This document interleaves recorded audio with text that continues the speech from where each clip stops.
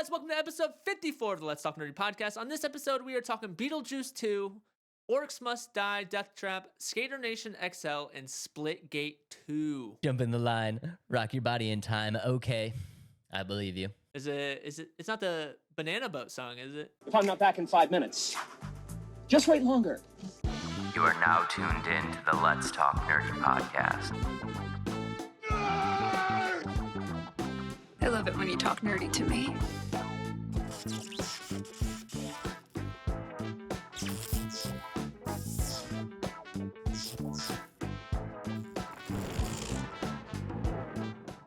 You know this song. Wait, say it again.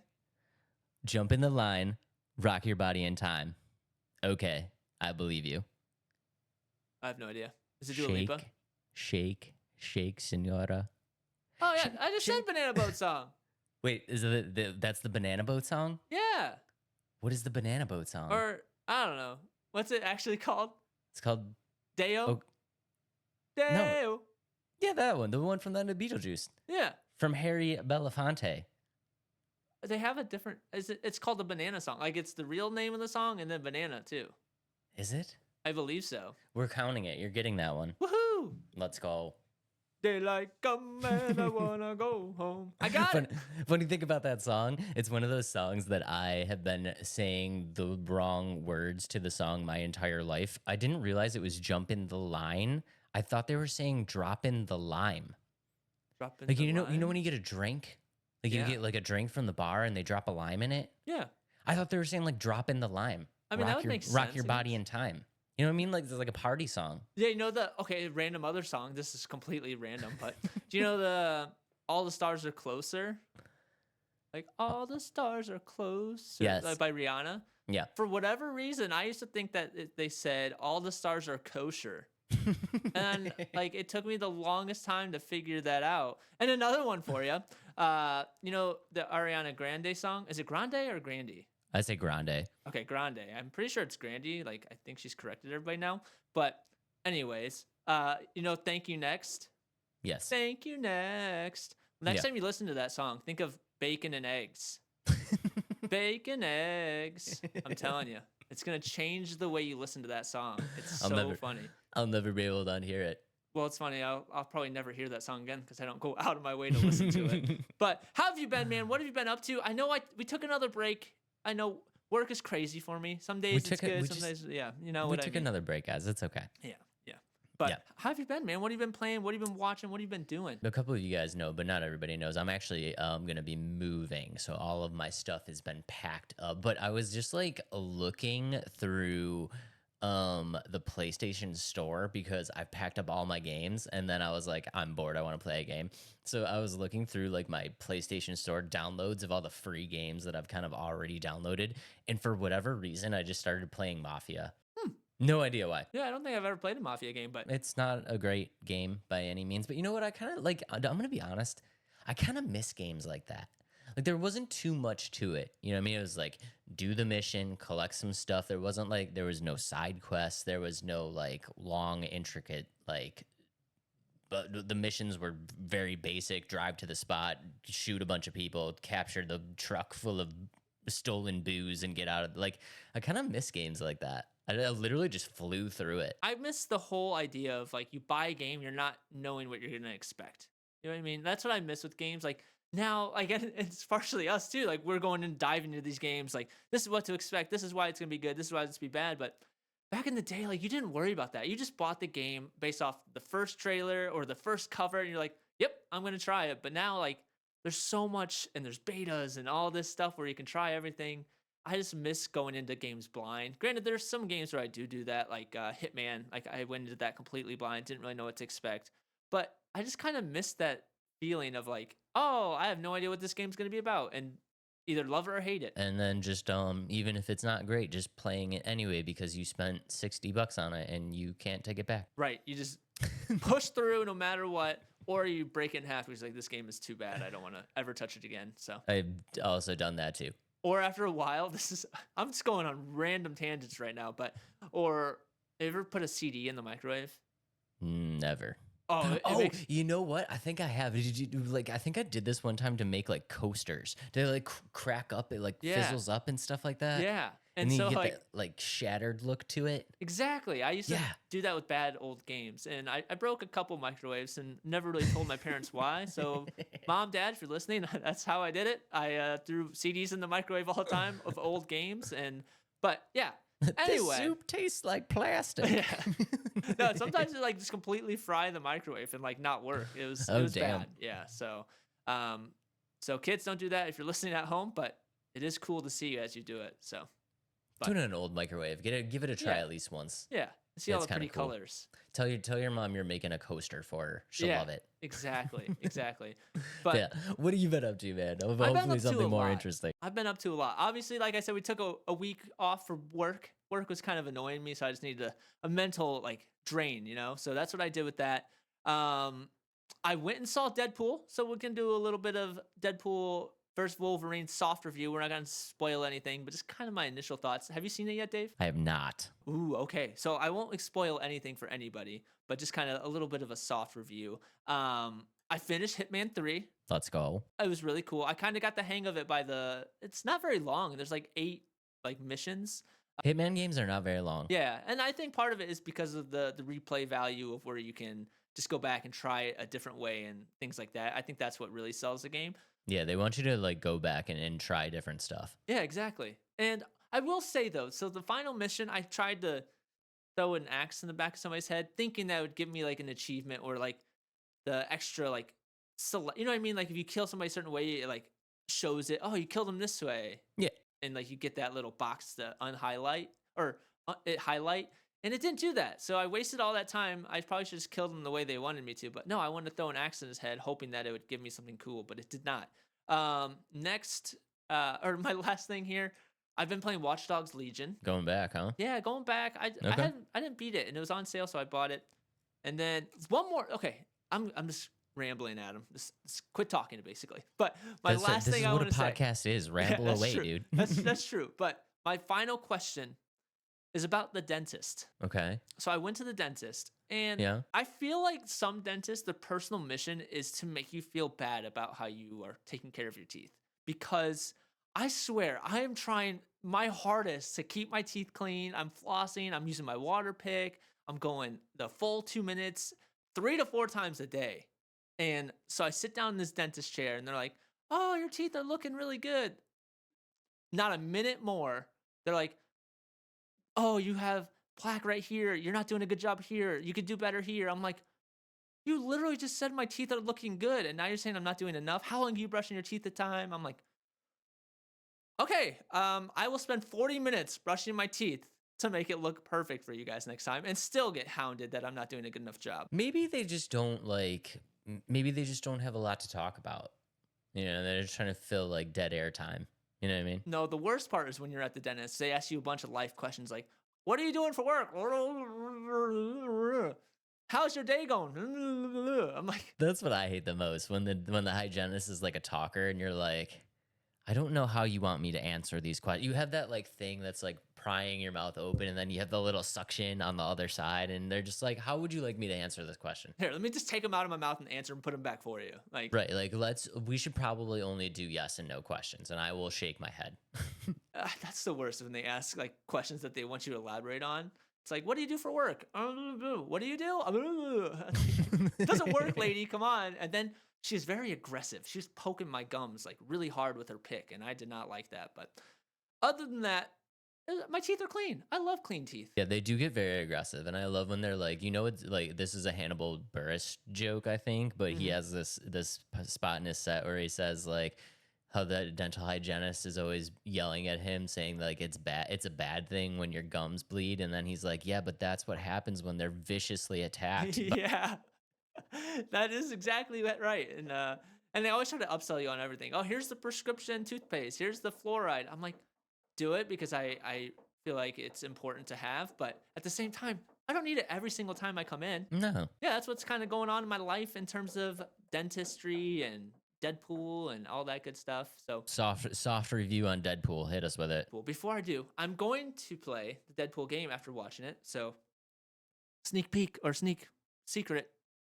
Deadpool Let's Play, most likely. Be on the lookout. Adam is finally going to do a Let's Play, and I'm super excited for this. I think it's fitting for after seeing the movie. But okay, soft review of Deadpool versus Wolverine.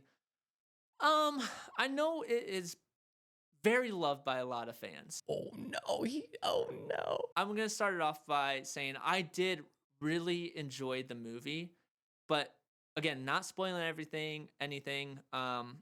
There's a couple scenes that felt like filler scenes, like, and they kind of dragged on for 5 to 10 minutes. That really didn't really push the narrative of the movie or like the plot of the movie, and I thought that was kind of eh. And then I don't know if this is really spoiling everything. I don't think it is because it's kind of in all Deadpool movies, but when he talks to the audience, I think that's fun.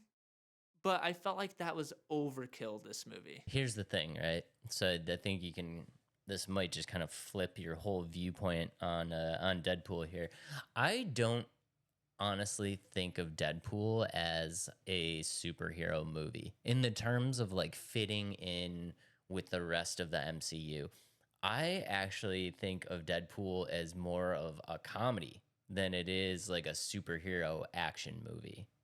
So those filler scenes, were they funny? To be honest, not really at all. Were they trying to be funny and you just didn't find them funny, or they just weren't funny? The friend I went with, he had the same kind of perspective on, yeah, it's really not that funny. Like that whole scene kind of felt pointless.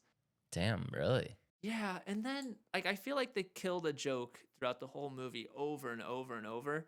Again, I'm not going to say what the joke is because some people might find it super funny, but I don't know. I just felt like I loved the movie, so I'm going to put it out there. I really enjoyed the movie. I loved the team up. I loved all the cameos, but that was just one thing that like just stuck out in my mind. So I'm probably nitpicking here, but I felt like maybe the second one was a little better and the first one was my favorite. So Okay. with that said, I enjoyed the movie. Definitely go see it, Dave, so we can talk about it more off the books, so we can have a good conversation about it. But overall, go see the movie. It's definitely worth seeing. But yeah, I just have some nitpicky things, and yeah, that's all I have to say about it. I'm definitely gonna go see it. I just I don't know.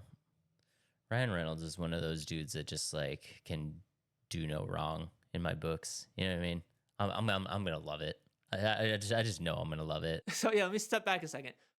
Ryan Reynolds, Hugh Jackman, they kill it all as always. Honestly, the villain, without saying too much, she is awesome. She? Yeah. Okay. What do you mean? It's in the IMDb who the cast members are. It says who she is, and she's a villain in the comics. So I think you can assume who the villain is. I'm just breaking your balls. Okay. I hope that's not spoiling everything. If it is, spoiler alert. But I think she played a very okay. How about this? Well, I already said that she's a villain. Cassandra Nova is played very well. Like yeah, because she's a villain in the comics, right? Yeah, we talked about this when we talked about Deadpool. We thought she was going to be the villain of the movie. Yeah, so she is, but she's creepy. She plays the role very well. I don't know the actress's name, but she plays it very well.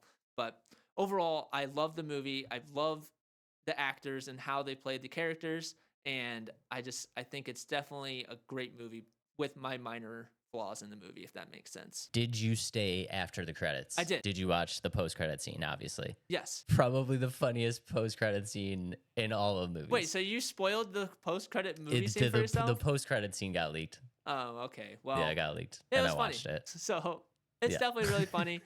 Without spoiling what it is, it's a great one. I'm assuming as a superhero movie fan, you probably know this already, but on the off chance that you are just kind of a casual moviegoer and you just really wanted to go see Deadpool, do yourself a favor and stay after the credits and watch the post-credit scene. It is absolutely hilarious. Hysterical. Definitely. The funny part is it's not from Ryan Reynolds. It's funny stuff from someone else, and you need to see this to just even believe that this happened, because the person that does it does not usually do what they do, and it's fantastic. I would agree. So check that out. Make sure to go see the movie. And with that, Dave, I have a game for you. Oh no, okay. Oh wait, sorry. I want to go off this, but something else. Talking about Marvel in general. I don't want to beat a dead horse, basically, because we've bashed on Marvel for so long. So let's try not to beat the dead horse on this one. But Robert Downey Jr. is now Doctor Doom. Did you see that? Is that confirmed? Yes, it was at San Diego Comic-Con. He is now Doctor Doom. Yeah, but is that confirmed that he's Doctor Doom, or is that just it's confirmed that he was at San Diego Comic-Con and pulled off the mask? Yes, and he is casted as Doctor Doom. Are we sure about this? Unless they're doing a red herring, as you always say, I don't think so. I think he is going to be Doctor Doom, and I just don't know how I feel about it. It kind of goes back to the conversation, for me anyways, that Robert Downey Jr. is Robert Downey Jr. in movies now. Or in my eyes, he's Iron Man. Like, you know what I mean? He's always Iron Man now. And so, like, my worry is there's going to be such a high bar set for him to play Doctor Doom, and it's going to be overshadowed by him playing Iron Man. Like, you know what I mean? Like, oh, he wasn't as good as Iron Man. It wasn't as good as Iron Man. And I think that it's really going to, one, make him not as good as Doctor Doom, and two, like, I think it's Marvel.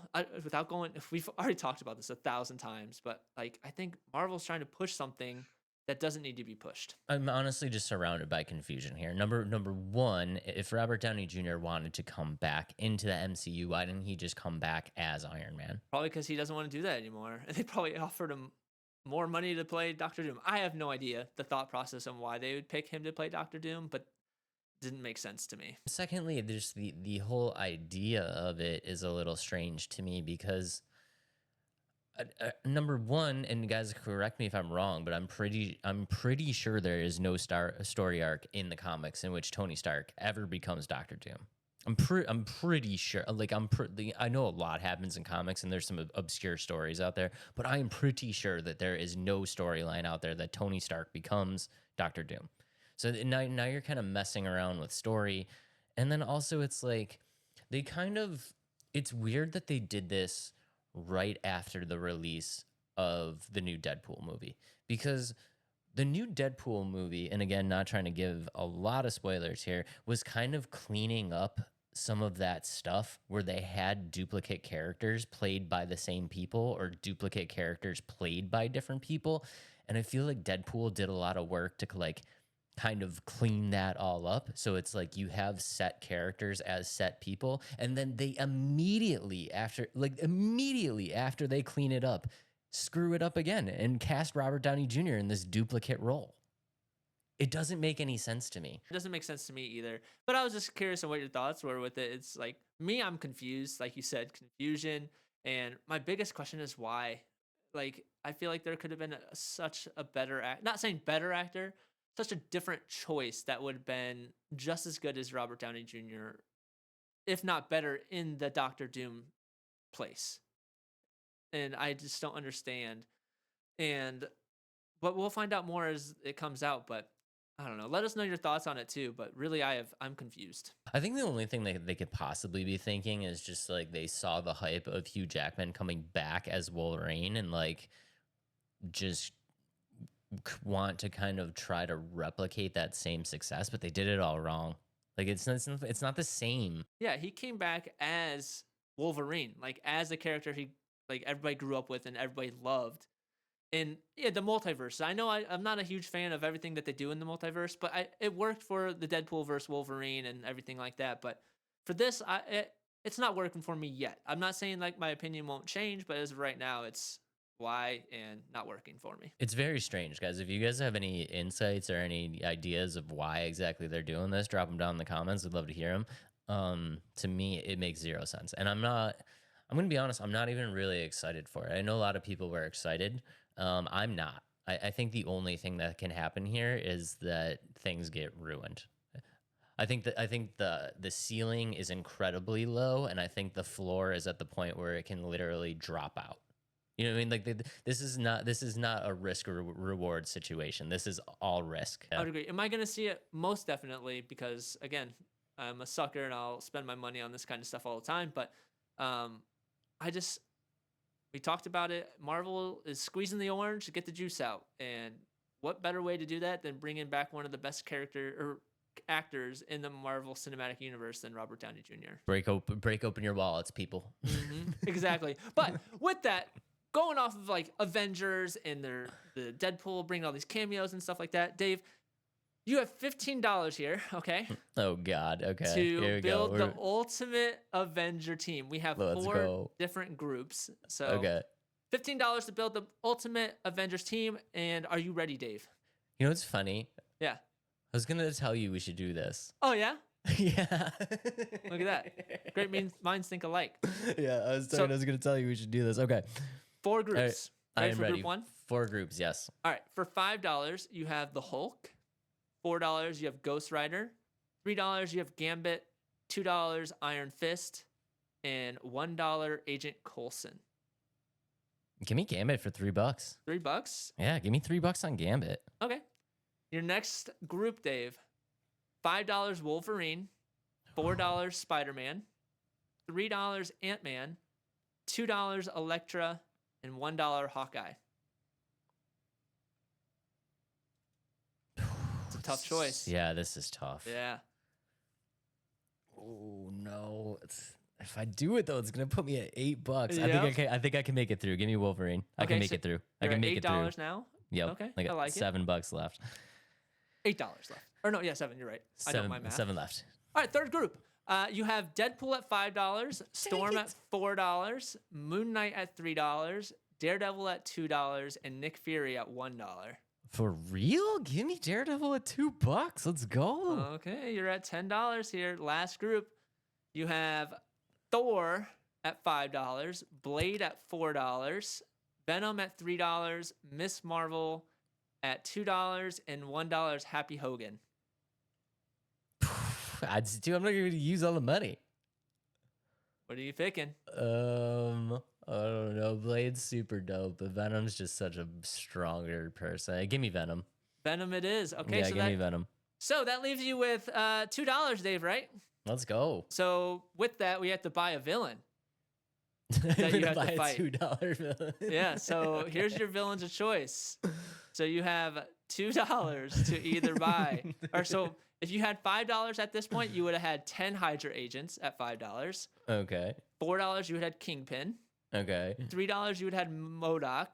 Okay. $2, you have Magneto. Oh no. And $1, you have Doctor Doom. So either Doctor Doom or Magneto. Which one do you like to face with Give your me ultimate Magneto. Avenger? Okay, Magneto. Give me Magneto. Yeah, I just think clear it up. my team could take Magneto. All right, I like it. You have Gambit, Wolverine, Daredevil, and Venom to take down Magneto. That's a solid list, I think. I'm so dumb. I literally took the one villain that can actually hurt Wolverine. Yep, Yeah, I did that. you lost. Yeah, that's I my think you're gonna picks. lose that fight. I don't know. I think I don't know. We'll have to see. I think your ace, not saying Gambit. That's kind of a funny unintended pun. Your ace in the hole here is probably Venom. Probably Venom. Yeah, he's the I wild think- card. I think he would bode well against Magneto, but He'd give him a hard time for sure. I would agree. Yeah. But I think it's a solid team, though, Dave. Let us know in the comments, how would you spend your $15 on this ultimate Marvel Avenger team to take down a villain? How do I pick the one villain that can hurt Wolverine? I don't know. You I'm could have such went with an Doctor idiot. Doom, so. But you used all your money. Imagine if you had $5 left to take down those 10 Hydra agents. That'd have been easy cakewalk. Well, yeah, that would have been a walk in the park. Yeah, exactly. That's Okay. a fun game. I like It that is. game. It Yeah, we is. should do need that to more. But that brings us to our actual first topic. What are we in? 24 minutes in, and we're finally bringing our first topic of the night, official topic, and that Love is. you guys very, very much. This is what a podcast is about. We're just, Yeah, just rambling. rambling. Yeah. But Beetlejuice, coming out September 6th, 2024, directed by none other than Tim Burton. Dave, let's hear your thoughts right off the bat. I am going to be super honest here. I am super excited for this movie. Okay. Are you excited for it at all? I am much more excited than our conversation with Gladiator 2. I think this one is one that really feels different, but also feels genuine of a sequel. You know what I mean? Like, I know it's been since 1988. Yeah, 1988 is when the original came out, but this one feels like a well-deserved sequel, if that makes sense. Like, it feels like it has a place to be a sequel, whereas Gladiator 2 didn't like to me. I didn't think needed one, or Good Burger 2 and Dumb and Dumber 2. Like those don't need a sequel. I think one of the I was really looking for a way to like kind of word this.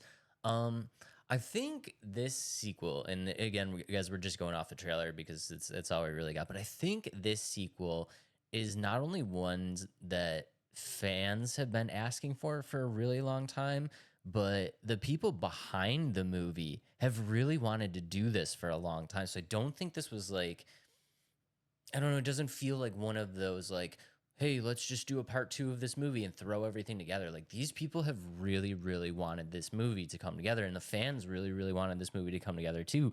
So much so, like I did a little bit of a deep dive, and like the original idea for doing a part 2 of this movie came out in the 90s. Like they were trying to do a sequel to the movie in the 90s, directly after the success of the first movie.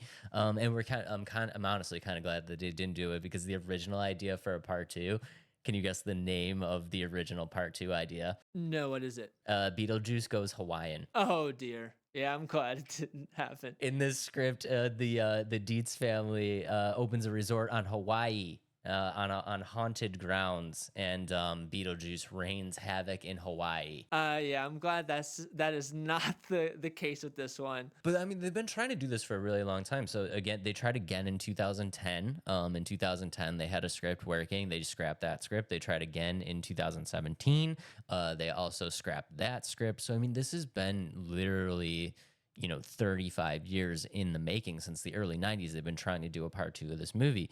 And I think what we've seen so far from the trailer, and we can take a look at the trailer here in a second, is that this movie feels like they've updated it. It's obviously been updated for, 2024, 2025, but it still feels like it's happening right after the first movie, if that makes sense. Yeah, It stays true to what the original movie is, and I think part of that is Tim Burton style. Like he didn't stray away from what he knows best in his style of the movie, or just directing in general. And then also, like, you look at Michael Keaton, like he's playing Beetlejuice as himself, like Beetlejuice again. Like it doesn't feel like anything's changed, and it's really good that he's recasted as, or not recasted, he is casted again as Beetlejuice. And I think that helps the movie a lot.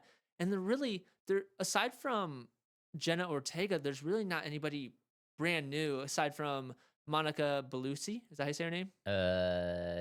Yes. She plays Dolores as Beetlejuice's first wife. There's really not like huge, like glaring, oh, this person's new, this person's new, this person's new. No, it's everybody is coming back to the movie, and that's really cool. I want to say that, like, I'm really glad that you brought that up. There are no new people except for Monica Bellucci and Jenna Ortega. And if I had to pick 2 people to join this cast that just like immediately fit in, it's those 2 people. You know what I mean? And that's exactly how I felt about Jenna Ortega. Like Wednesday helped her tremendously with, I feel like, fitting these kind of roles, but she just fits. She fits the movie very well. She fits the narrative, and you can tell from like her work on Wednesday that she really kind of like enjoys this stuff. You know what I mean? Like she kind of enjoys this like spooky, kind of weird, kind of creepy, kind of, she likes being a part of these projects. And Monica Bellucci, if you don't know, is actually Tim Burton's wife in real life. Oh, really? Yeah. So I mean, she's just like, obviously she's on board with everything that he thinks about too. You know what I mean? It's like these are the 2 perfect cast members to include in this movie. Should we roll the trailer? Yeah, let's roll the trailer. Yes. My favorite line is like her first line in this, where she's talking about banging the Pilates instructor. That's the funniest thing right here. So Jenna Ortega. Yeah, definitely. And that's why it's so funny. Yeah, so funny. But yeah, if you guys are just listening, the trailer, what we're getting from the trailer right now is just a return. You can see the bridge from the original movie. I love that they did that. So basically what's going to happen here is there's an event that kind of brings everybody back together, and that event is unfortunately the death of Mr. Deeds, who was originally played by Jeffrey Jones, who's we won't touch on this subject, but Yeah. he's had a little bit of issues with the law, so it makes sense that he is not in this movie. But they Right. use that as like Yeah. the reason for them to all come back into town. Yeah. And basically, what we're looking at is Jenna Ortega. Her name in the movie is Astrid, and she ends up finding a portal to the afterlife. So in doing so, Lydia, who's played by Winona Ryder, has one option, and that one option, of course, is to call Beetlejuice back and ask for help. And then, obviously, we're going to see madness just ensue for the rest of this trailer.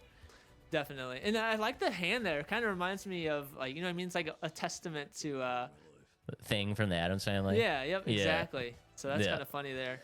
Yeah, But, and what's really cool is we see William Dafoe right now. I absolutely love William Dafoe. I think he's a great. I wouldn't say he's a great leading man, but he's a great character actor, and I love when Right. he is like playing that kind of side role. In this movie, he's gonna actually be playing like an afterlife kind of detective. So we'll see how that kind of all works out. But I think the most important thing that we're seeing in the trailer is number one.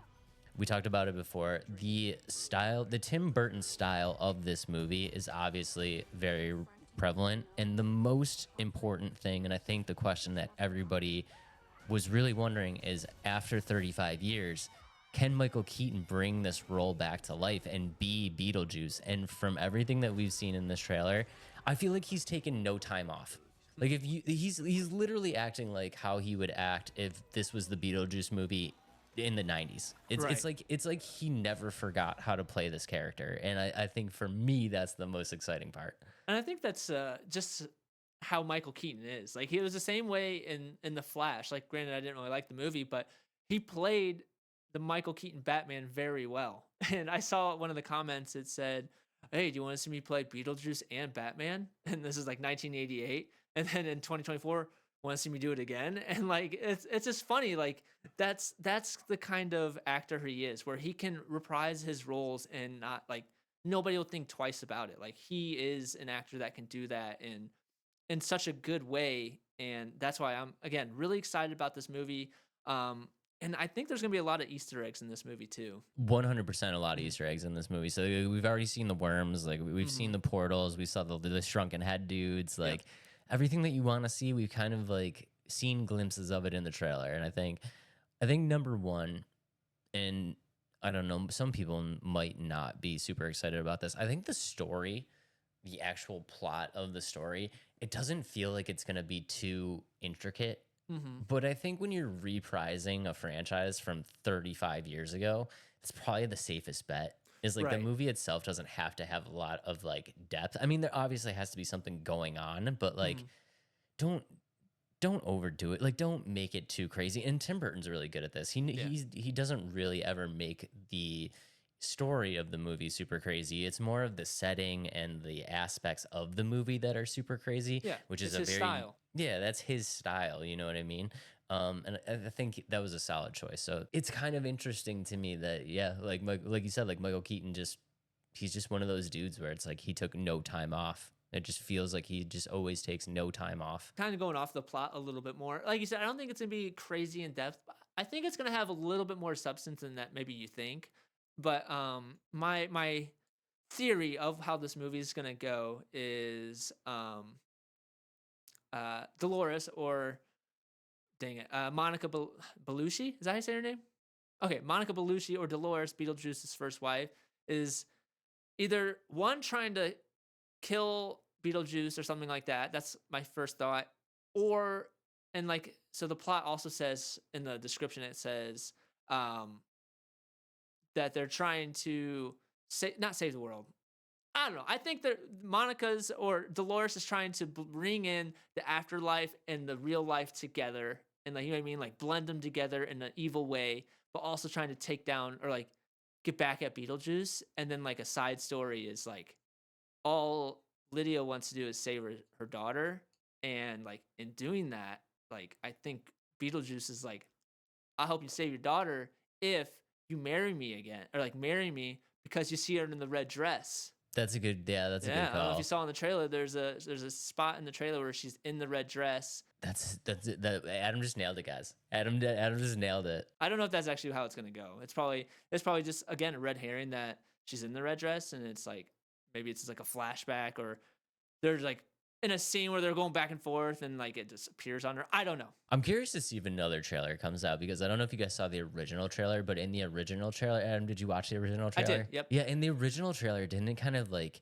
they almost kind of led you on to believe that like Astrid called Beetlejuice, right? So we've already seen some kind of mind gamey kind of red herring stuff in the trailer where they kind of want to keep you guessing. Like that first one, it's like she says Beetlejuice twice, and Lydia's like, "Don't do it, don't say it a third time." And then it's like it cuts to the black, and she's like, "Beetlejuice." You know what I mean? It's we've already seen some kind of red herring stuff, but I wouldn't be surprised. Yeah, that makes a lot of sense. Maybe like Astrid, she's going in like Lydia's like, okay, I want to save my daughter. He's like, okay, if you marry me. And Monica or Dolores is like, no, you're not. You're not going to marry her. And then so like she's trying to stop the plot altogether. Okay. That's how she comes in, is like at the wedding scene. It's like, does anybody object? And then it's like she walks through like I do.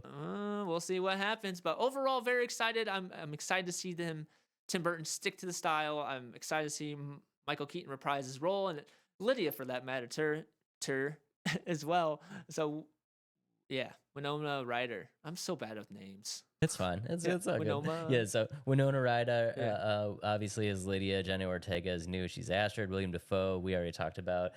Catherine O'Hara Plays Wolf Jackson. Yeah, Wolf Jackson. Catherine O'Hara, if you don't know, she was the redheaded mom from the original movie, so making a return.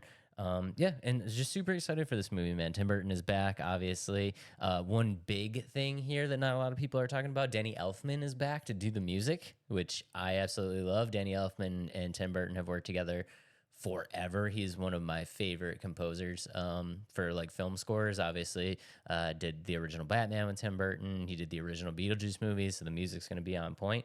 And real quick, shout out to Brad Pitt from Plan B Entertainment, who finally made this happen, because that's the studio that is allowing this to work. Let's go. Super excited. Random side note here, Beetlejuice is going to be in multiverses for season 2. I saw that, yeah.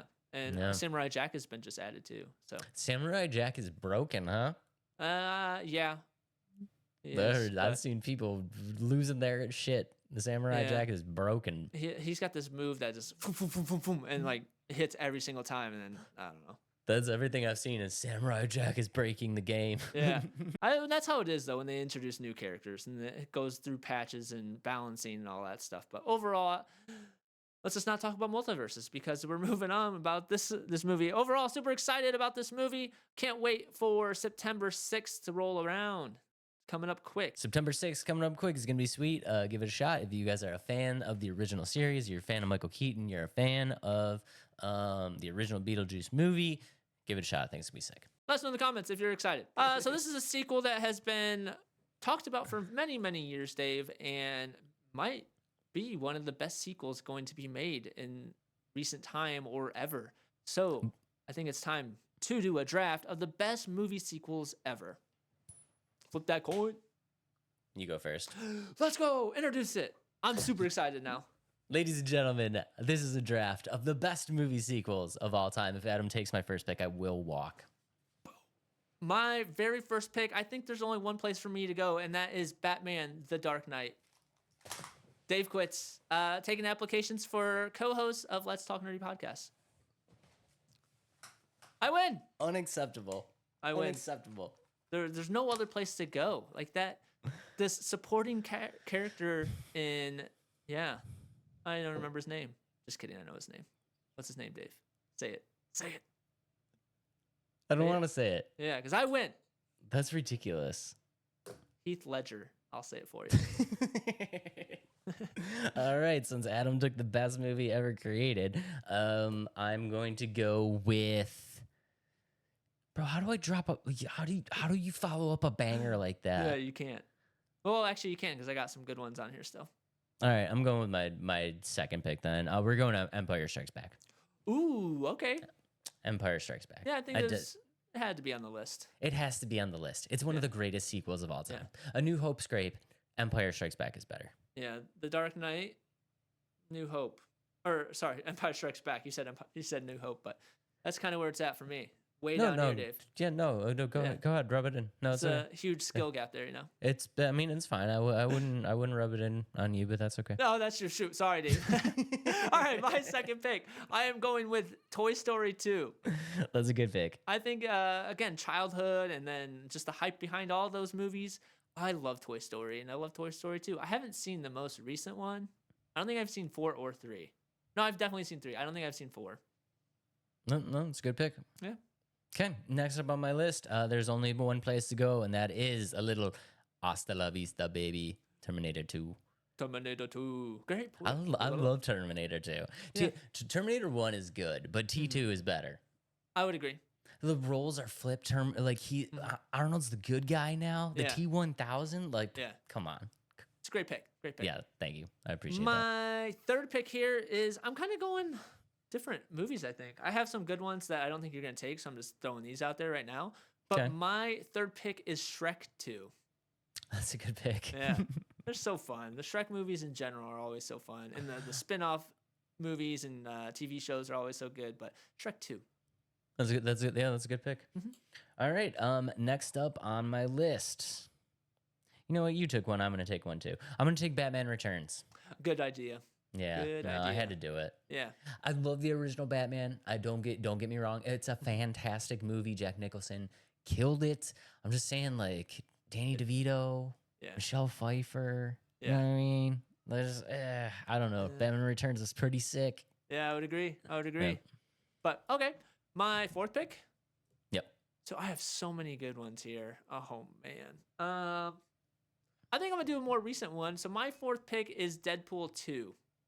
That's a good pick too. Yeah, I think it's just probably the high of just seeing Deadpool versus Wolverine, but I love that one. That's a great pick. Yeah. All right. Next up on my list, I'm gonna do it. Indiana Jones, Temple of Doom. Good pick. Good pick. Temple of Doom is dope. Never seen it. I've never seen really any never of the seen the Temple Indiana of Doom? Jones. I have not. Oh no! I might You have gotta to. see it. Yeah. You gotta see it. I remember when I was a kid watching it, and the end scene. Spoiler: movie's like 40 years old. The end scene where all their faces start to melt. I was like, literally, was like jumping over and running behind the couch and hiding. That's so funny. I was So a little funny. kid watching that movie. That's honestly, that's how I felt with Harry Potter. I was so young and like can't remember which one. I think it would have been the Chamber of Secrets. I think that one was a creepy one. One of Mhm. those was like super creepy, and Mhm. I was like, yeah, I don't know why I'm staying up late watching this movie all by myself. But I was like, I don't know how old I was, like 9 or 10. So, but There's one movie that I didn't make it through as a kid. Can you guess what movie that is? Saw. The Exorcist. Ooh, yeah. Yeah. When her peeking head through the start- blankets. When her head started spinning around and she was Yeah. puking, and I was like, nope, Turn nope, it not, off. not making it through this. Make the VCR the tape come all undone and ruined, so you don't have to ever see it again. I see you. I see you. Yep. Okay, my final pick. Is that what we're on here? Yeah, final pick. Oh man, there's so many great ones here. There really is. I think I've already taken 2 superheroes. So I don't think I can do it again, but I definitely could. But I'm not going to. So my final pick is my final pick is the Lost World Jurassic Park. That's a good pick too. Yeah, I love Jurassic Park. it's so good. The animatronics are so perfect in the movie. They still hold up, dude. Yeah, they do. They really do. Mm-hmm. Yeah, when you see that, even the T-Rex in the original, you're like, damn, that was so good. Right? Yeah, That was so good for back then. and it still is. Yeah, great pick. Okay, last on my list. What do I want to do here? I'm gonna do it. Bad Boys 2. Bad Boys 2. Okay. Bad Boys 2. Let's That's go. a good pick. I love Bad Boys 1, but I feel like Bad Boys 2, they like really came into their own. Yeah, they Yeah. up the ante with that movie. I would agree. Those movies are so fun. They're so good. funny. Yeah. Yeah, but they're this like that's candid Will Smith, that's candid Martin Lawrence. Yeah. Like they're funny, but there's a ton of action. Like Yeah. they just did good with those movies. Yeah, and they delivered them very well. And I would say even the new ones are pretty good.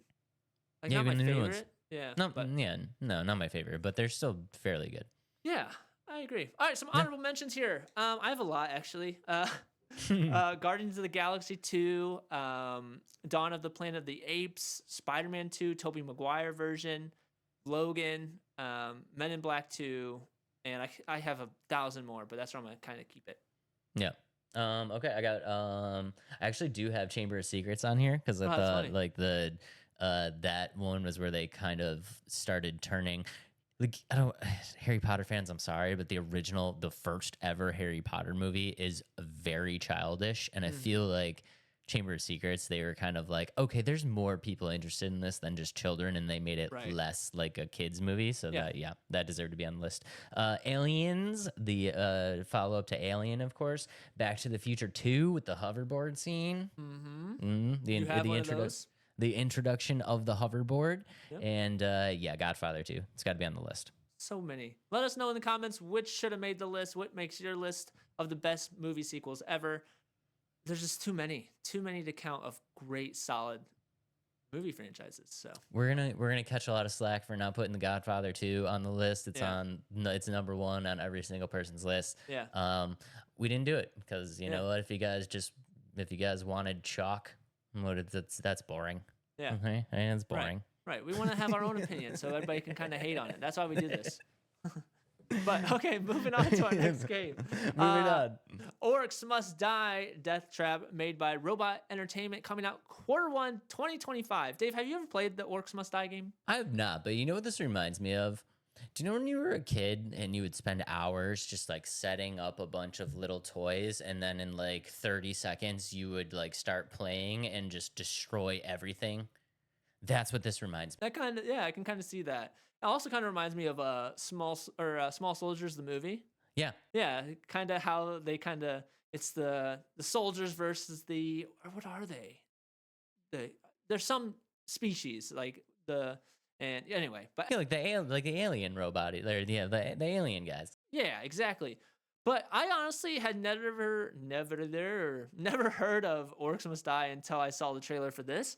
And I'm very sad that I haven't, because it looks so fun, which is why I decided to buy the third one with all the DLC today. And I put tons of hours into it already. Like, I think I have 10 hours. No, not that many. Like 8 hours just today of just pure shooting orcs and setting traps and all this good stuff. Adam is already a pro. Already a pro. But I want to go into the history of the game a little bit. So did you know how popular this game is, Dave? I knew it was popular, but honestly, like when I was like doing my research, I was surprised at just how popular it was. 12 million players throughout the franchise. Yeah, I had no idea. that's a lot. That's crazy. I had no idea. It's a game that originally came out in 2011 too. Is there a mobile version of this game? I don't know. I was actually curious about that. I didn't look it up. I don't think so, because like the recap of the history I read didn't say anything about a mobile game. I couldn't find a mobile version of the game, but like when numbers start getting that high for a franchise that you're like, not that you don't know about, but you just wouldn't expect it from, like it just feels like it's because there's a mobile version that mad people downloaded. That's not the case for this game. At least I don't think so. I didn't see anything on it. It looked like, it's just funny to see such a, I don't want to say simple concept, because it's very similar to, I thought the what was it, Infinity Siege? Remember that game I played? Yeah. And I did a review on it. I thought like that was the first of its kind, doing tower defense and being able to shoot in the action. No, it seems like this game is more of the first of its kind like that, because it's a tower defense game that you are in the action in third person. You can play as different characters, but history of the game a little bit. So the first one came out in 2011, very basic, and it was basically, again, just shoot orcs, not very much going on, traps. You get to play as a third person character in the action. Orcs Must Die 2 came out a year later and introduced co-op and had more to offer in terms of weapons and levels and all that good stuff. And then after that, in 2017, they released a PvP game, and which had new heroes. It came out in 2017. I think I already said that. It's called Orcs Must Die Unchained. More characters, more gameplay, but it kind of flopped. Nobody really liked it. And the developers had come out and said, oh, we wish it would have done better, but it was kind of a risk that we thought was going to go well, but it wasn't received as well. So that was kind of disappointing for them. It's a weird concept. Definitely is. Doesn't feel like a PvP situation. No, it definitely does not. Or at least not a main focus. I just don't want to I don't want to say that these characters aren't memorable and that the combat system doesn't I don't know. I guess I want to say it. These characters are just like, they're cool, but they're not like, I just I don't know, there's not like a lot of connection to them really, and the combat system just really doesn't like lead itself to a PvP situation. And no, and honestly, 2017. Think about all the big PvP games out that like recently come out. You have Overwatch. You have. I think Fortnite was getting big at that point. Like these games, like were blowing up at this point. And so for Orcs Must Die Unchained, for a game that probably many people haven't even heard of, like it just didn't make sense. Um, and that's okay. Like they tried, and obviously they had tons of success from the other games, and which is why they're still releasing them. But 2020 comes around, and that is when Orcs Must Die 3 comes out. And their whole idea of this is just get back to basics and introduce different war sessions and different game modes that really are true to the game. And that's pretty cool that they did that. They're like, okay, we made a mistake. Let's get back to the basics. And now, fast forward to 2025, here in the future, Orcs Must Die Deathtrap is coming out, and I'm excited about this one. I'm gonna roll the trailer. Yeah, go ahead and roll the trailer. I do have some questions. Yeah. And I think my major question was, I don't want to say that I had a hard time, but I didn't. I'm trying to say this in a way that's not going to piss people off. I didn't see a lot of new innovation to this one. I think Is it's. that a nice way of saying it? I don't want to. I think this is because it's a cinematic and it's the announcement trailer, so they don't have it showing out yet. But Yeah. overall, I think based off of playing the game and the things I've read on it, it's going to be a lot different in terms of like the feel of the game and things like that. But overall, they want to still stay true to what they are and things like that. But essentially, what's changing big in this game, kind of going into that, number one is they're going to have 4-player co-op instead of 2. So you'll be able to play with more players, which is really cool. And granted, I don't always play with friends. I played alone today by myself, but it's just cool to have that option. And then the difficulty will be scaled based off of how many people are playing with you. So you can play solo, 2 people, all the way up to 4. And I think that's really cool. I think that they're expanding in the sense that they can bring more people in to play the game, if that makes sense. They're bringing in new heroes, so 6 war mages. That's the different characters, like that's what they're called. And with this one, they'll each have their own weapons and abilities. Each will have their own unique character traits. But one thing that they're adding that isn't in the previous games is each character will have its own exclusive trap. Like their skill will be they will have an exclusive trap. And I thought that was kind of cool. Like it's a unique ability that it's a trap that you can use specifically with that character. I wish I had more information on it because I was literally just like looking and I'm like trying to find something where I'm like, oh, that's kind of innovative and new from the last game. And I think the co-op itself is. I don't want to make people mad today, but I just couldn't find anything super innovative from the last game. And I think the co-op is pretty innovative. They're bringing it so more people can play together. They're changing the game mode. So it's going to be the same in terms of like, there's different levels. You have to stop the orcs, but they're making it roguelite now. So they're having roguelite elements, which the previous ones don't have that at all. Like there's no roguelite elements. So that's new. They're also expanding the progression. So not only can you level up your traps and your weapons, you can also level up your characters, and they each have their own skill tree, which is not like that in any of these other ones. The one cool thing, I didn't notice this in the hours I played today, but they're having environmental conditions that will alter the interactions of the world as well. So, and like affect your traps and the way things happen as well. So I thought that was really cool. The game is also stated to improve combat. So I will say like there's some, I don't want to say definitely some clunkiness or glitchiness with some of the gameplay mechanics. But what their focus on this game and this go around is it's going to be more tight and responsive, if that makes sense. Like it's going to feel more controlled because there's a couple times where I'm like chasing these orcs and like the way my character moves to like turn around is like very slow. Like it's not just like a flip of turn. Granted, I was using my controller, not a mouse. I bet it'd be a lot different if I did that. The melee combat, they have come out and said like they've never been proud of their melee combat aspect of the game. and so they're putting a lot of focus in that. So really expand on that. And then one thing the physics of the game are not very good. So when like an orc dies, they just kind of die. There's nothing really about it. But they kind of just like disappear. Where this one, they're making it physics based. The traps are going to be physics based. The animations of their deaths are going to be like ragdoll physics based. And I think that's really cool. I think they're just expanding on the foundation and what made the game so good. And it's just like tightening it up, if that makes sense. You said you put about 10 hours into Orcs. 6 to 8. I don't know for sure. I haven't looked. I kind of just got lost playing. All right, well, I mean, Adam's put in a couple hours. What are some things that you would like to see in this next installment after your time with the previous installment that haven't really been kind of talked about yet? Well, I mean, I know I just kind of rambled off a few things. It's hard for me to completely say, but again, going back to some of that glitchiness of the movement, like that was it's kind of off-putting, some of the like the controls with it. I don't know, and I don't really have much to say because I'm so new into it, but some of the traps, like they didn't have a good like reason of why I need those traps either. Like I felt like I was doing fine with just a bunch of spike traps.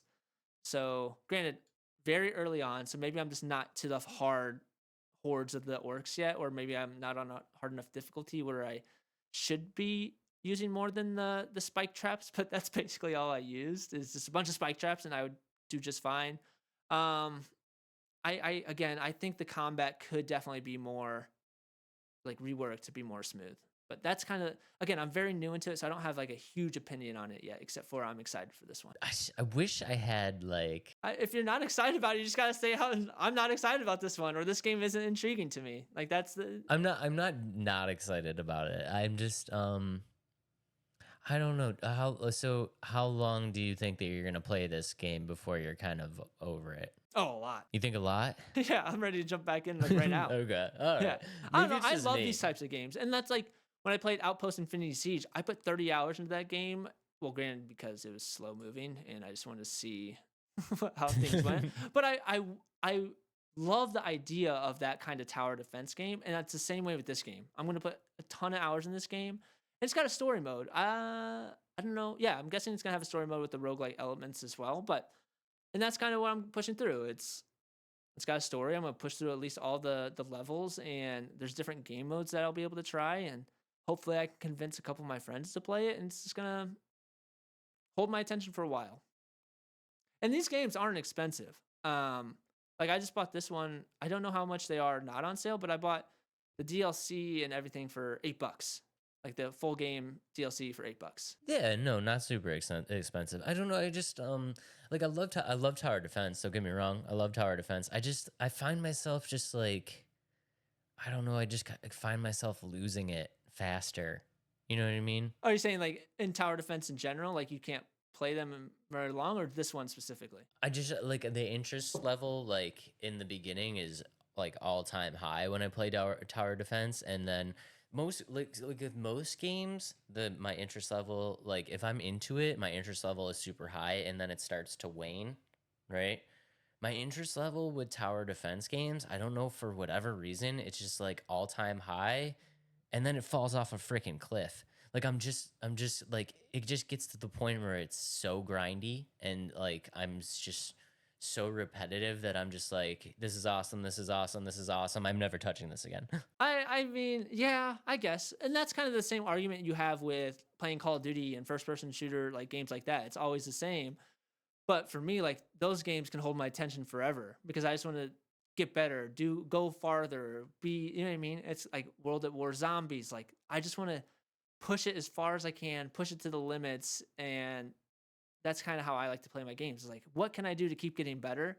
And that, I mean, that's for you with Dark Souls. Like, I die like 3 times. Like, okay, I'm done. Like, I want to beat something because I put like I don't know. Like, it's different. Like that's how I feel about Dark Souls. I don't want to die to the same thing 30 times. I'd rather die to this level that's so hard and I'm so close to beating, and then I don't know. I don't know how to explain it. I think we've just like come to a very respectful place of like knowing which games each of us likes. Yeah, I mean, the game looks fun. It does. It looks like a lot of fun. The one thing that I did see is, exactly what Adam talked about. People are kind of hoping that they really do kind of fix the physics on this game and the combat system because I'm not gonna lie, from what I've seen of past games and from comments of videos on last games and stuff like that, it's a little janky and it needs some work. So I mean, hopefully they get it done. But I don't know. Just for me, tower defense is like it's so fun. I'm like it's so fun. It's so fun. It's so fun until it's not. And I don't know. I could be totally alone on this, but it just for whatever reason, it gets to the point where it just falls off a cliff for me. I think that, and that's just the games that you like to play. Like, I love the progression. I love the leveling up of characters. I love the leveling up of the items around, the how far can I push this run, things like that. I love that part of games. And I'm just going to love it just as much with this one. And I think I can convince one of my good friends to play this one. I think this is one he'd be interested in. And Orcs Must Die 3 has a character with a bow and arrow. And that's all I've been using. It's a bow and arrow. That's all I need. That's all you gotta do. Just include a character with a bow and arrow, and Adam's gonna be set. Maybe that's why I love the game, is because it's got a bow and arrow. But no, I really enjoy the game. I'm excited for this one. I just honestly wish it'd be out already. This is a game that I'm highly anticipating now that I know what Orcs Must Die are. And Orcs Must Die 3 is going to have a lot of hours by the time 25 or this Deathtrap one comes out. Thoroughly surprised at the player base of this game. I was thoroughly surprised that there's so many people. And honestly, it shows in the trailers and everything like that. The comments are full of people super excited for this game. So yeah, I'm so happy you guys are getting this game. One thing I want to say is it reminds me of the kind of game that like Plants vs. Zombies is. It's a game that you look at and it's like, how is this game good or how is this game popular? And I think it's because one, it's relatively like inexpensive to play. Like, it's a pretty cheap game. And two, like it's so simple in the fact that they're not trying to be like this groundbreaking game. They're trying to adhere to a specific audience like me with this game. And I think that's why this game's going to do so well with the player base that's already formed. And then players like me, like, oh, I've never heard of this game. Looks fun. I'm going to give it a good, solid shot and only spend $20, $30. You know what I mean? I think that's why this game is so successful. I mean, it's a brilliant formula. I mean, this is a mobile formula. You know what I mean? That's kind of why I thought that there was a mobile version of this game to get that high of a player base. But I mean, yeah, it's a great form. I don't want to say it's a simple game, but it's something that can be duplicated fairly easy. And like you brought up, the price point of the game, it makes it accessible to people around the world. You know what I mean? We kind of look at things as just like, obviously we're in the United States.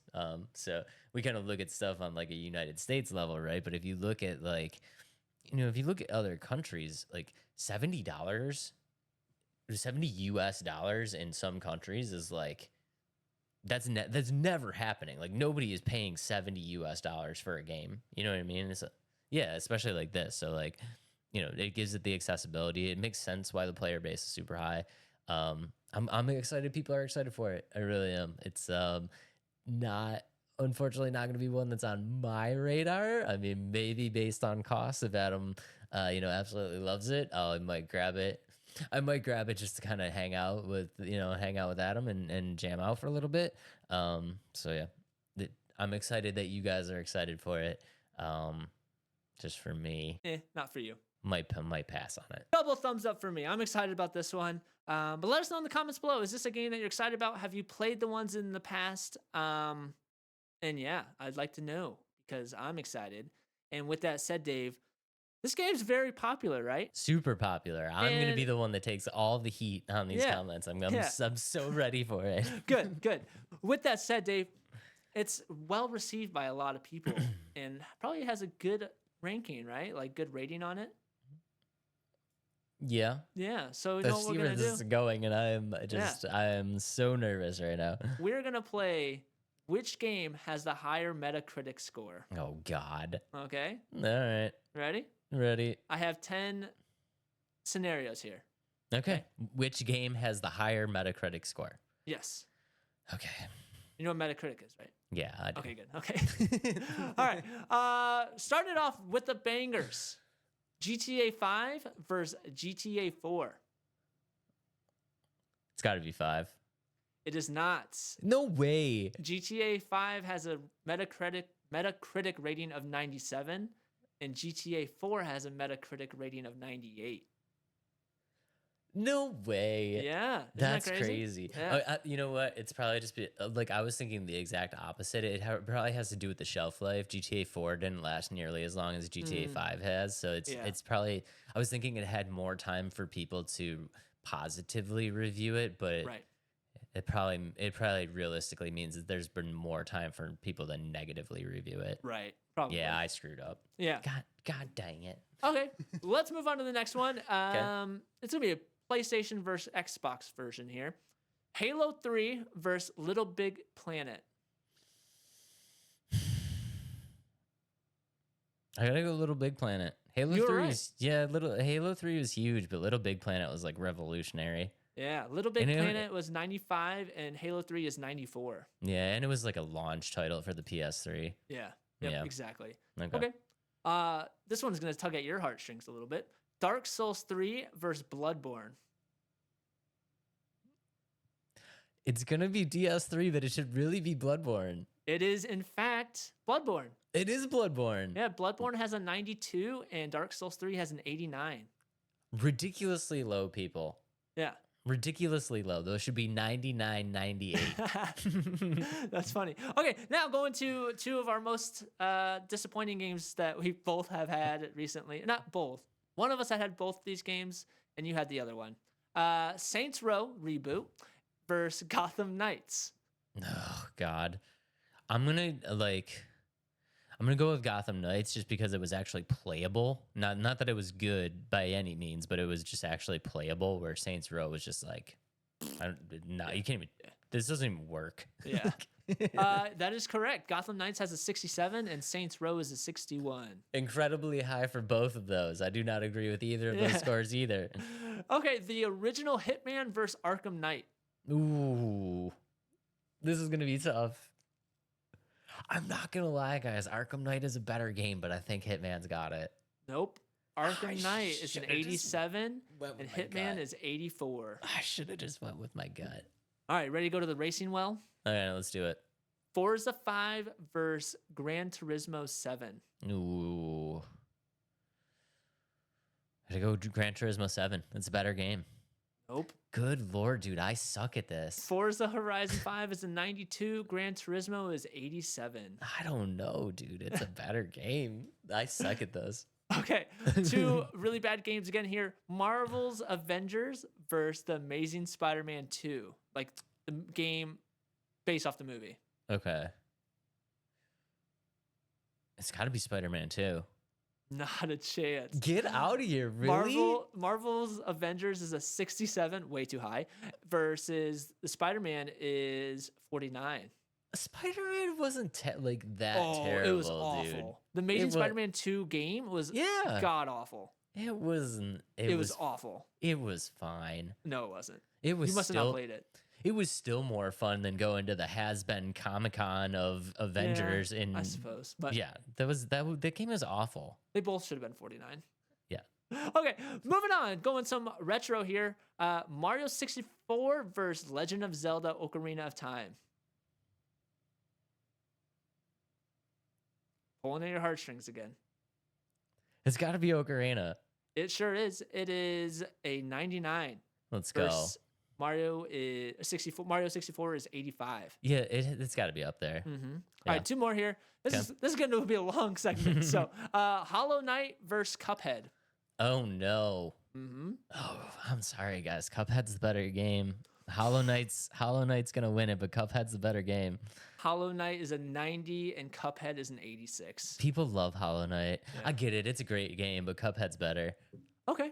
Last one here. Let's go to some battle royales, huh? Okay. PUBG versus Fortnite. Fortnite. Nope. PUBG's higher rated. Fortnite is an 85 and PUBG is an 86. Let's go. You did not do very well with this one, Dave. I did not. No, I did don't know how terrible. many you got wrong or correct, but not very many. Yeah, I mean, I think that just goes to show that no one has the same opinion as me. Ratings don't matter, is what I'm hearing. Ratings don't matter. Play what you Yeah. love. Exactly. And with that said, moving on to our next game, SkateNationXL by MBS Studios with an unknown but upcoming release date. They say coming soon. I don't know what that means. Coming soon. We are gonna go from a game that Adam absolutely loves to a game that I don't even know is a real game. Did you see all of this? This reminds me a lot of what was that game that just completely died? Completely was a fake game. It was that survival game. Oh yeah, what was that game? Day something. But anyway, Yeah. that's what this game trailer and everything I'm reading about this game reminds me of. So I'll roll the trailer, Dave. I'll let you just dive in because yeah. Guys, this is SkateNationXL. This is an amazing skateboarding game that might not exist.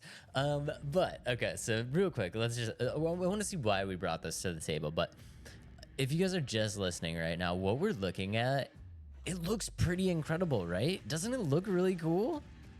Not at all to me. You don't think this looks good at all to you? I mean, there's a couple cinematics that look good, but other than that, like when they show a little bit of the gameplay, it looks awful to me.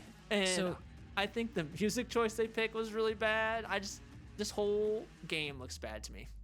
Okay, so here's the thing, right? I'm just gonna go out there and say it. This looks a lot like Skate to me, and I've been waiting for Skate 4 for the longest time, and I thought that this was gonna kind of help fill the void. This doesn't look like a Skate trailer to you? No, this looks like garbage pulled out of a kid's backpack No way, trailer. dude. Yeah, this no looks way. so bad to me. No way, dude. This is It looks like Skate. We're looking at a hoverboard right now. and that's what set me off. I was like, this game is stupid. As soon as I saw that hoverboard, I was like, this is dumb. Seriously? Yeah. I don't know. I think they did a good job on the trailer. I think the trailer pulls you in. Oh my goodness, Dave. Whew.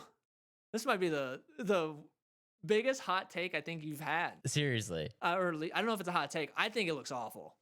Like from the moment the music starts to the moment the trailer ends, I think it's a hot pile of poop. This is insane, dude. Normally I don't crap on games, or like this bad, but from what I've read, what I've seen, the little gameplay I've seen, this game is not going to compare to Skate in any regard. Okay, I mean, like, let's be honest here. I know I was talking specifically just about the trailer. I know everything about the game, so I don't think this is gonna be like Skate 4. I'm just saying it gave me vibes of Skate 4, like a game that would get me through until Skate 4 comes. I looked at this game. I was like, oh, I love skateboarding games. I'm going to be excited about this. I pulled up the trailer. I was like, why are they on a skyscraper? Like, what? And I think part of it is like I read the description also while watching the trailer. The description states that it's a realistic skateboarding adventure. What realistic skateboarder is jumping off of a skyscraper with no parachute into a ramp? And I know Skate has a lot of those kind of elements, but you can't go out there and say realistic and then start throwing hoverboards and these generic characters and this terrible music. I'm so like baffled by how bad this game looks to me. Okay, so I think here's the thing, right? I got excited when they said realistic, and then I saw the trailer of these like skyscraper situations, right? Because like you said, there are situations in Skate in which this stuff happens. I mean, Skate is a realistic skate game, but it's still fun. And I think one of the things that like I was really kind of going for is I'll be honest with you, I love skateboarding games. But I don't love super realistic skateboarding games. Like have you ever played Skater XL? No, I didn't because like, of like Skater XL in Session. I know people love these games. They're just too intricate. It's too crazy. Like I don't want to be dealing with dual sticks where the left stick is my left foot and the right stick is my right foot. Like if I wanted to fuck around that much, I would just go outside and skate. You know what I mean? Like I want it to be realistic in a sense, but I want it to be arcadey enough that I'm still feeling like I'm playing a video game. You know what I mean? And like, I think that's where Skate finds this really sweet line where it's like you can do all of this like crazy drop in off a building and like ride a crazy mega ramp, and you have fun doing that, or you can go super realistic and you're just literally skating like a 2 foot ledge on the ground and you're still having fun. Like that's kind of the idea that I was getting with it, where I was like, oh, it's gonna be like Skate in that aspect where it's like it's realistic but still arcade enough to be a video game. Because I kind of put it this way: it's like Skater XL Session is over here in the super realism category. Skate is like right in the middle, that like really sweet spot of like this is realistic but arcadey enough to be fun. And then Tony Hawk is all the way on the right of just uber arcade. This is ridiculously just dumb at this point, right? So that's kind of what I was getting at, where I was like, oh, this could be that like centerpiece glue that kind of like gets people by until Skate 4 comes through. I mean, it's not going to get me by because I'd rather just go back and play Skate 3 at that point, because I feel like that game still holds true to today. Like if you want to play a good skateboarding game, you can be like, oh yeah, I'm going to go play Skate. And a lot of people are still playing Skate. Yeah, a lot of people still are playing Skate 3. So like that's why I was super excited about the trailer, was I thought that like maybe this was a game that's going to hold you through.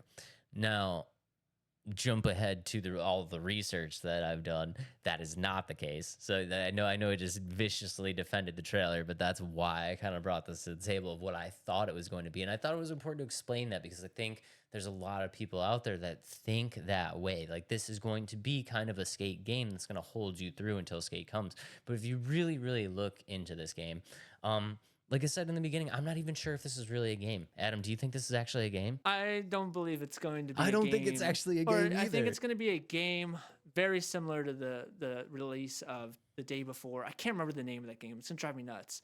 But Days Gone. Days Gone, maybe? It was a Days Gone. I don't remember. Something like that. But just looking at the little gameplay that I've seen, like mechanic-wise, like the animations are like, and like super stiff and clunky, and I don't know, the royalty free music that they're picking for the background, and I have no idea. I don't feel like it is real. I actually don't feel like this game is going to be real. And if the game is actually real, I'm really worried about it in multiple senses. So if you guys don't know the story, this game is being put out by MBS Studios. And I'm sorry, I'm looking at my notes because I want to make sure I get this right, because there's a lot of legal stuff here. But basically, they have been kind of in trouble. Basically, what people are saying is that they are not scamming customers at this point. They're actually scamming developers. Did you hear this story? No, that's interesting. Okay, so what they've been doing is they have been asking developers to submit work for the project as part of a job interview process. And then when these developers submit work to them, they just get ghosted. Huh. So they're like having developers create assets for this game as like part of the interview process. And then once they submit the assets, they just ghost. That's crazy. Isn't that crazy? Yeah, then I can't see this being a real game. So they're already in trouble with that. Now the CEO is coming out saying that these are fraud claims and that legal action has been taken, and they haven't used anything that's been submitted in the process, but I find it hard to believe that they're just ghosting these people and literally just they're not going to use anything. Also, if you look a little bit deeper, they are in works with a company called Fusion Games. Do you have any idea who Fusion Games is? They're responsible for making NFTs. Yeah, so this is going to be on the, if this does come out, this is also going to be on the Metaverse marketplace that will allow users to trade in-game items as NFTs. Sounds like a bunch of garbage and hoopla to me. Skins, skateboard decks, anything that you can kind of, outfits, stuff like that, anything you can kind of collect in the game can be sold and traded as an NFT. And then also if you kind of look at, Adam talked a little bit about the gameplay. If you look at this trailer, it's funny. If you look at did you like watch the trailer and then watch the gameplay? I watched I watched the trailer and then the gameplay. Okay, so like I understand that the trailer is a cinematic trailer, but I really feel like and I know Adam doesn't agree with me, but I really do feel like they tried to give it like a skate vibe. Like they tried to give it that skate vibe where people are hyped for Skate 4, and they got me. They got me. I'll be honest, they got me. I was like, this could get me through to Skate 4. But if you look at all the gameplay that they have released on their Twitter, on their Twitters where they have really actually released gameplay of this game, 1000% Tony Hawk copy. But more stiff and like. But worse. Yeah, and like I understand it's like early gameplay. Anybody that wants to defend it, like, yeah, I understand it's early gameplay. It is 1000% Tony Hawk, and it is awful. It's brutally awful. I don't have much else to say about this game except for it seems like a scam, and yeah, I'm with you there with that. They just feel like it's a very questionable route that they're taking with this game if they are trying to push it as a real game. But even in the description of like what they say they are, or join their Discord. Their Discord is like blank basically, and it has like, it's like, oh, this is what we are as a company, and then like a few weeks later they have a disclaimer saying no hate towards our developer is going to be tolerated. You'll be removed from this like Discord. It's like, okay, so did I miss something joining this Discord? And like you have to be like uber verified to like get into the Discord. So I'm guessing they're trying to get rid of some of the hate because of how much hate they deserve, I guess. But I don't know, guys. So I wanted to bring this game to the table just because I got. I'm not gonna lie, I got. I was like, this could be a game that could hold me over till Skate 4. I'm excited that we talked about it because on this game, I will 1000% be stamping my disapproval with a gigantic thumbs down. Do not buy this game. Do not do this. Don't even. This game does not exist. This should be the last that you hear of this game. Yeah. You will not hear us talk about it again unless it comes out and completely blows us away and is. No, it's not going to. It's not going to. It's going to be trash. It's going to be a really bad Tony Hawk clone. And I think the real question here is just like, I doubt they're going to see it. But if anybody from EA ends up seeing this, like, where the hell is Skate 4? Like, where is it, dude? Where is it? Skate 3 came out in 2010, 15 years ago.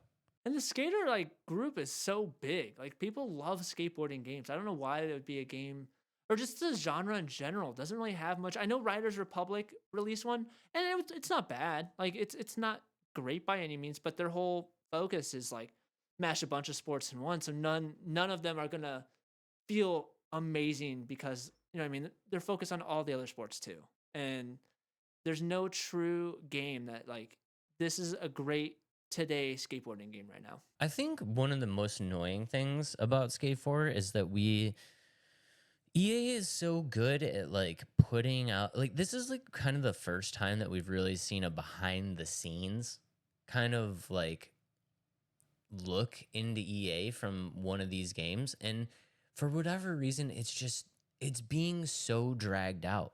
Like they keep releasing videos of like here's the physics, here's where we're working on customization. Like they have these boardroom episodes that they put up on their site. It's like, dude, just hurry the fuck up. Like just hurry up. Like nobody wants to see like, oh, here's how this new shirt that we added into the game, or like this is customizable board. Like, dude, like we've gotten to the point where it's literally just like shit or get off the pot. Like people have been waiting for this game for 15 years. You know the hype is huge. Just make the game. Just hurry up and make the game. That's all I want to hear about from the next and last thing I want to hear about Skate 4 is when it drops. Yeah. You know what I mean? Like, yeah, I agree. But who knows when that's going to be? Probably another 15 years. So maybe at the rate they're going, I don't know, maybe 2028. I don't know. But overall, do not look at this game and expect anything aside from garbage and scam. Let us know if you have any excitement about this game and that we're just completely dogging on it because I'd feel bad. Yeah, do not buy this game. Also, if you guys were wondering, SkateNationXL, I don't know why they put the XL on it. This has no affiliation with Skater XL, so it has no affiliation. No idea. It has no affiliation with anything. Just delete it from your memory bank and let's go ahead. Let's delete it from this episode. So just kidding. But okay, we'll just keep on keeping on here. Dave, it could be a most anticipated. No, it's not. The Just kidding. reason why I brought this up was Yeah. like this game obviously is not anticipated, but Skate 4 is without a doubt one Yeah. of my most anticipated games of all time. I've Yeah. been waiting 15 years for this game, so I thought it would be kind of a cool idea if we did a draft of our most anticipated games of all time. Let's go. Let's go. Flip that coin. I win. Okay. This is a draft of the most anticipated. Wait. This is a draft of our most anticipated games of all time. Number Ours. 1 on the list. There is Yes. no place else I can go except for GTA 5. Ooh. Yeah, I had to do it. Dang. See, GTA I didn't 4 have that on my list. I'm stupid. Really? Yeah. When GTA 4 came out and like you crushed through that, and then like just seeing the capabilities of GTA on the then next gen consoles when they announced GTA 5, I was like beyond hyped. Well, this It's funny game because is GTA insane. 5 came out on Xbox 360 and PS3 first. Yeah. Yeah, and then it released on Xbox One and PS4. The next gen consoles of the time that No, I what was I'm talking saying about though, is no, what I'm saying PS3. is like it didn't release with because I'm pretty sure it was out or GTA 5 was out 2 or 3 years before it came out on PS4 because the PS4 and Xbox One wasn't out yet. Yeah, that's what I'm saying. Oh, sorry. I'm saying the PS3 version. Yeah, the 'Cause PS3 version. Okay. Yeah, no, on the PS3 because it's like you got GTA 4 and you saw like what GTA was like on the PS3, which at that point was the next gen console. I get what You know, you're saying because now. Vice Yeah, City yeah, was yeah. on PS2 Right. and Okay. San Andreas was all on Vice 2. When you saw like what GTA could be with the power of the PS3, GTA 4 was so sick that when they announced 5, I was like, what, like how are they gonna make it any better? You know Right. what I mean? Like Yeah. I was super juiced for it. That's what I meant. I'm older. I'm old. You gotta That's a great remember I'm pick. old. It's a great pick, Dave. Yeah, I wish I would have put that on my list. But anyway, my most anticipated game of all my gaming career and life and childhood was so my first pick is Modern Warfare 2, the original go. Modern Warfare 2. That's a good pick. Midnight release. Loved the first Modern Warfare. Loved the game in between. But when they said that this game was coming out, it couldn't get there fast enough. And the moment it dropped, hours and hours were put into that game. And yeah, Modern Warfare 2, my most anticipated game of my life. That's a fantastic pick. Mhm. Yep. Okay. Next up on my list, we are going to go with Arkham Asylum. Ooh. A new Batman game, dude. On the then, you gotta remember Yeah, back then it yeah. was the next gen console for me. Yeah. I had that bad boy pre-ordered for probably over a year. Collector's edition. Give me that statue. I was so hyped for a new Batman game. That's a great pick. I waited for that Yeah. game for literally so long. Yeah. Good Same one. thing, midnight release. Give me that Mhm. collector's edition. Give me that statue. Like it. Oof. I miss that feeling, dude. I It's- miss that feeling. I I know we wish we talked could- about it before. I don't. Does IGN or not IGN? Does GameStop still do midnight releases? No, Who? I was gonna say I'm gonna start going. I don't think so. Well, Let us know in the comments. I don't think they do though. yeah, I'll Google it eventually. Okay, my second pick, my third pick, second pick.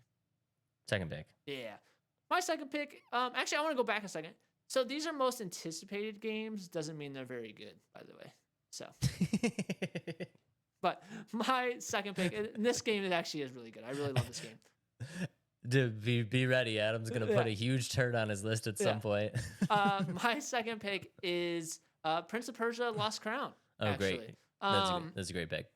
I think that's just one of the early in our podcast, and I was trying to expand my game, library of different types of genres of games. Yep. And Lost Crown, for whatever reason, it caught my eye, and I just never looked back. And I just was so excited for that game to come out, and it delivered. I thought it was a great game. Yeah, and I was very excited for that one to come out. Great pick. Thank you. Okay, next up on my list, we are going to go with Zelda Breath of the Wild. Ooh, yeah. I was so excited for that game. I bought a Switch for that game. Mm. Literally the only reason I bought a Switch. Right. I bought an entire console for this game. I was That's so so funny. excited. We did this the first new Zelda game, the first like full like brand new full length Zelda game On in the Switch, yeah. forever. I literally so bought a Switch for it. So it That's was funny. so excited for it. Well, then I'm actually going to kind of follows suit with how you bought a console for that game. My third pick, I also bought a console for, and that is Infamous Second Son. That was That's a good pick. It was the release game for the launch of the PlayStation 4, and I played all the Infamous games before, and I think part of it was I was so excited to get the PlayStation 4, but also to play Infamous Second Son, and it was so good. I had so much anticipation for that game. It was when I was in college, had no money to really buy it, but I did it anyway, and I was the only kid on my floor that one had Infamous Second Son and the PS4, so that's why I was so hyped. Adam was rolling dirty. Mm-hmm. I may have maxed out a credit card to buy it because I had no credit, and it was the first credit card I ever had, and it was like, oh, $500? Max it out? Sure, let's do it. Sure, one swipe. You mean one swipe and all this can be mine? Yeah, exactly. And then after that, and I started making the payments like, hey, here's a $5,000 limit now. I was like, oh, shoot. Oh, this is dangerous. I have no job. I'm in college. We should not do this, but swipe. I was not taught well in high school, obviously, so.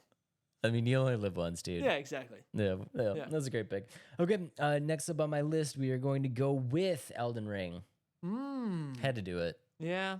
Just, I mean, it's pretty obvious. You knew that. You guys knew that was coming from me. Yeah, and I think even the DLC, there was so much hype. I feel like I heard more about the hype for the DLC than the actual game, to be honest. Just to hear that anything new from FromSoft was coming, I was like, it's like one of those things where you almost didn't, like, I don't know if I'm alone, but I just like almost didn't believe it.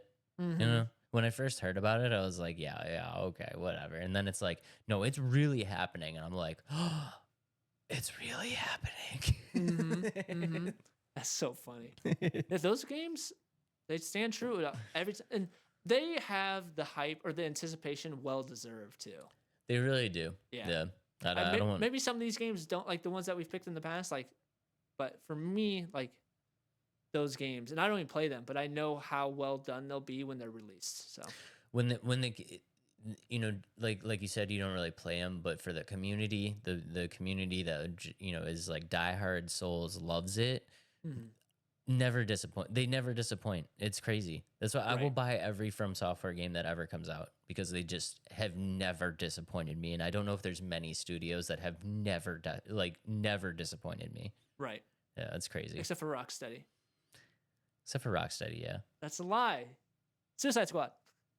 Well, they didn't disappoint me. I knew that was a pile of shit. Oh, okay. All right, moving on to my third pick. Fourth pick. Fourth pick, yeah. Fourth. Okay, my fourth pick, this is where we're going to get to the steamy pile of poop or steamy pile of garbage. My fourth pick is, going back to the skateboard games, my fourth pick is Tony Hawk Pro Skater 5. It's not a bad pick. Oh, it's a bad pick. I took it back that night. Yeah, but you were hyped for it. I was hyped for it. Okay, yeah. I guess in terms of like my most anticipated hype, yes, Pro Skater 5. I was very excited because it had been a while before Tony Hawk had released a game, and I was like, this is gonna be so good. And this is back in the day and age where I didn't look at trailers or reviews or anything. I just bought games, and I was super excited about it. Plugged that bad boy in, played for about 30 minutes. I was like, yep, turn it off, send it back.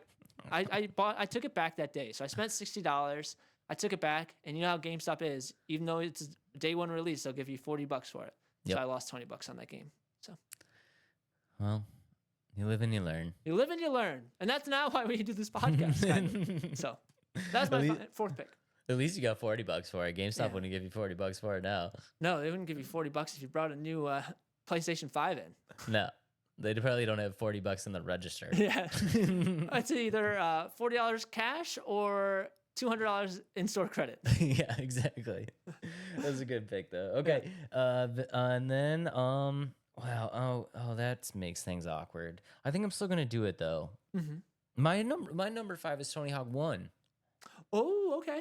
Okay, Tony Hawk 1, you got to remember, I was super hyped for this game because when Tony Hawk 1 came out, that was the most real, like I said, Tony Hawk is the most unrealistic skateboarding game now, but when the Tony Hawk came out, that was the most realistic skateboarding game I've ever seen.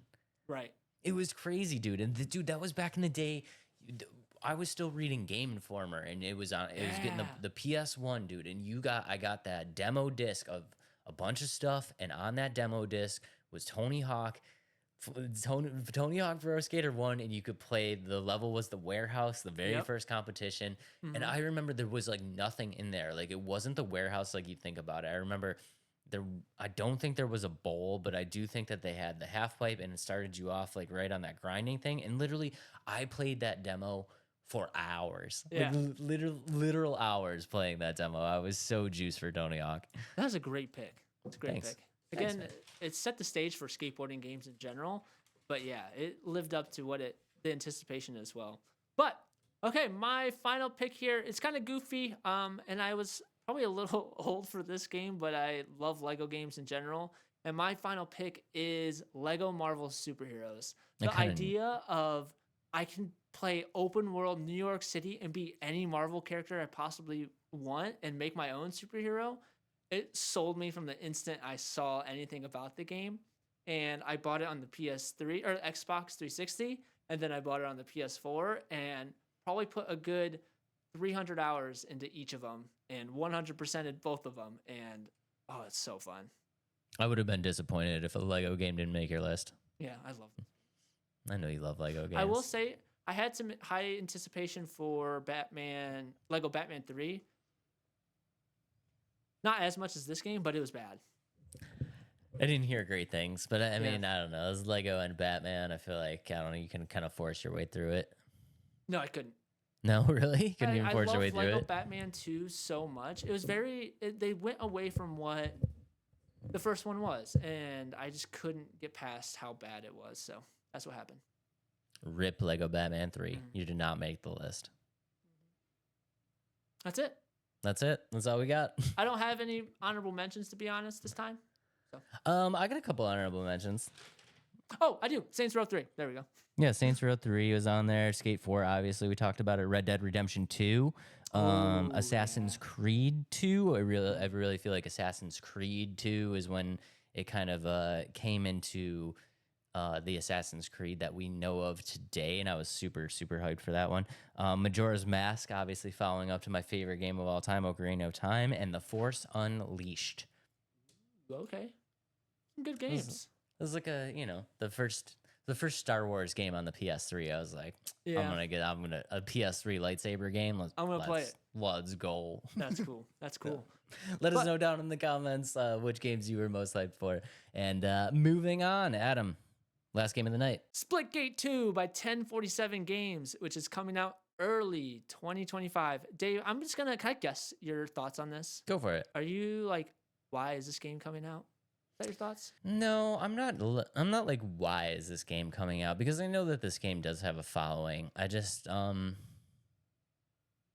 I don't know. It's just another game that's not for me. Is it a game that you don't feel like has the innovation to keep moving it forward? I feel like it's a game that was probably left alone, like best left alone. See, that's where I thought so too. For a couple of reasons. One, the game exploded. I don't know if you remember this, but the game exploded. Everybody played it. They're like, Halo meets Portal. This new Portal element in a game is so new, so cool. And so it exploded very quick, and then it died off. And so I decided to just look up the average player base of like the last 30 days. They averaged 270 players. So not like 100% dead, but really not enough to keep it alive, I guess. You said 270? On Steam. It's dead. Okay. That's dead. No, it's dead. Suicide Squad, who had like 13 players on Steam. There's 13 players. That was recently, yeah, or something like that. So in terms Okay. of deadness, but I think where I kind of like flipped my thought process on this game is when I learned, one, this game was created as a college project by 4 dudes. Okay. So that's really cool. So they really didn't anticipate this game launching and really being how big it became, if that makes sense. How did this happen? I'm guessing like maybe a professor had a connection, like, dude, this is something that you could send off to a developer and maybe somebody will pick it up. I don't know, or maybe they made their own development company. And again, it just exploded. But I think why this game is coming out is because of how much success. Actually, that is why it's coming out. The first one had so much success with what they with little resources. And now the investment behind this game is also huge. So you know how much money is being invested into this game? How much? $100 million. That's a lot of dough. And so instead of being like this indie for development team game, it is now a AAA title for Splitgate 2. I mean, I'm nervous. Aren't you at all nervous? No, for sure. I think it's cool to see that they had so much success, but my question is the success because the mechanics and the game type was so novel and like so new where everybody was excited, but now is it really going to be that same fresh feel when it comes out? If that makes sense. That's what I'm super nervous about. I'm nervous about a few things. Number one, we just talked about the mechanics and the gameplay style was very new at the time. Is it just kind of become the norm at this point where people don't care about it anymore? Number two, is so much time passed that the people that were a loyal fan base of this game, just there's nothing that you could do. They just don't care anymore because too much time has passed. And also, lastly, number three, it's like, yeah, they're throwing a huge budget at this game, but do you think part of the popularity came from the game being just kind of like this indie low budget game that people kind of rallied behind, and now it's like you're gonna get a bunch of people that are like, oh, Splitgate sold out, man, it's the mainstream now, and like Maybe, I don't know. And it's hard to say how that is going to happen. I think what this comes down to is what ways can they, one, keep their identity of Splitgate with the portal aspect, and two, how can they make it innovative enough to really justify playing that over a different game? And I think with what some of the stuff they're doing, they're trying to do that. But at the same sense, it's like you said, is it one, too much time has passed, and two, is it going to be well received because like they're not, I don't want to say they're selling out. They're hitting a bigger market now. They're trying to make it a game where it can be more polished and things like that. But you know what I mean? Where I'm trying to go with that? no, without a doubt. I just think yeah, I don't know. Like it's kind of scary when you throw a budget behind a game like that never really had that budget, right? So it's like, does it have a fan base because it's indie? Does it have a fan base because it was low budget and people got behind it? Does it have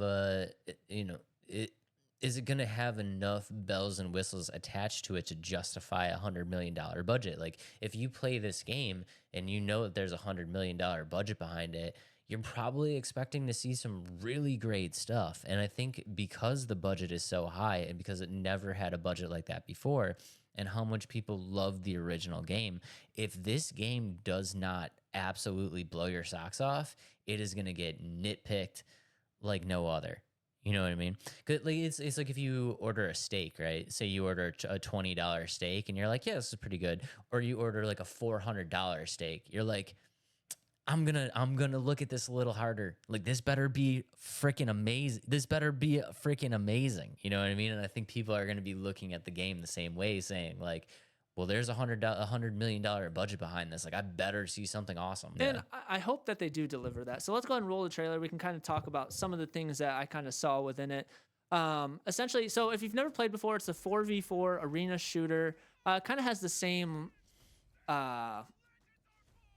gimmick of like, oh, you're in an arena, kind of like the finals, if that makes sense. Yeah.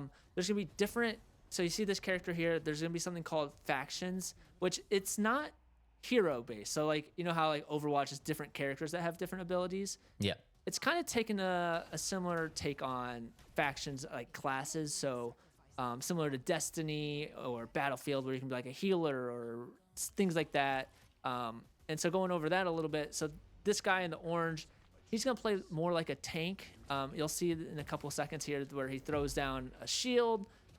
This character is going to be, oh, well, now it disappeared. But the purple character, she's going to be more like the recon and time manipulation character. And then the guy in the front here, he's going to be like the more agile character.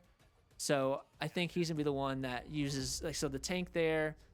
This guy's the agile one where he can throw down a portable portal. There's the recon girl where she can look through walls, which is becoming big in a lot of games where you can look through walls. I don't know why Yeah. that's become a thing. And there's that time manipulation where she slows down time, but it's cool. I mean, I think the trailer has got me a little bit excited. It's just expanding on what they are. Granted, it's a cinematic trailer, so there's not really any true gameplay at all. But in terms of that, I felt like they did a really good job with the trailer. Yeah, I mean, you guys know I'm not the biggest fan of these, online shooters, but I will say that like Splitgate was one that I always kind of had a lot of respect for, honestly, just because I kind of like the idea, and especially when it comes to like how I interact with these games.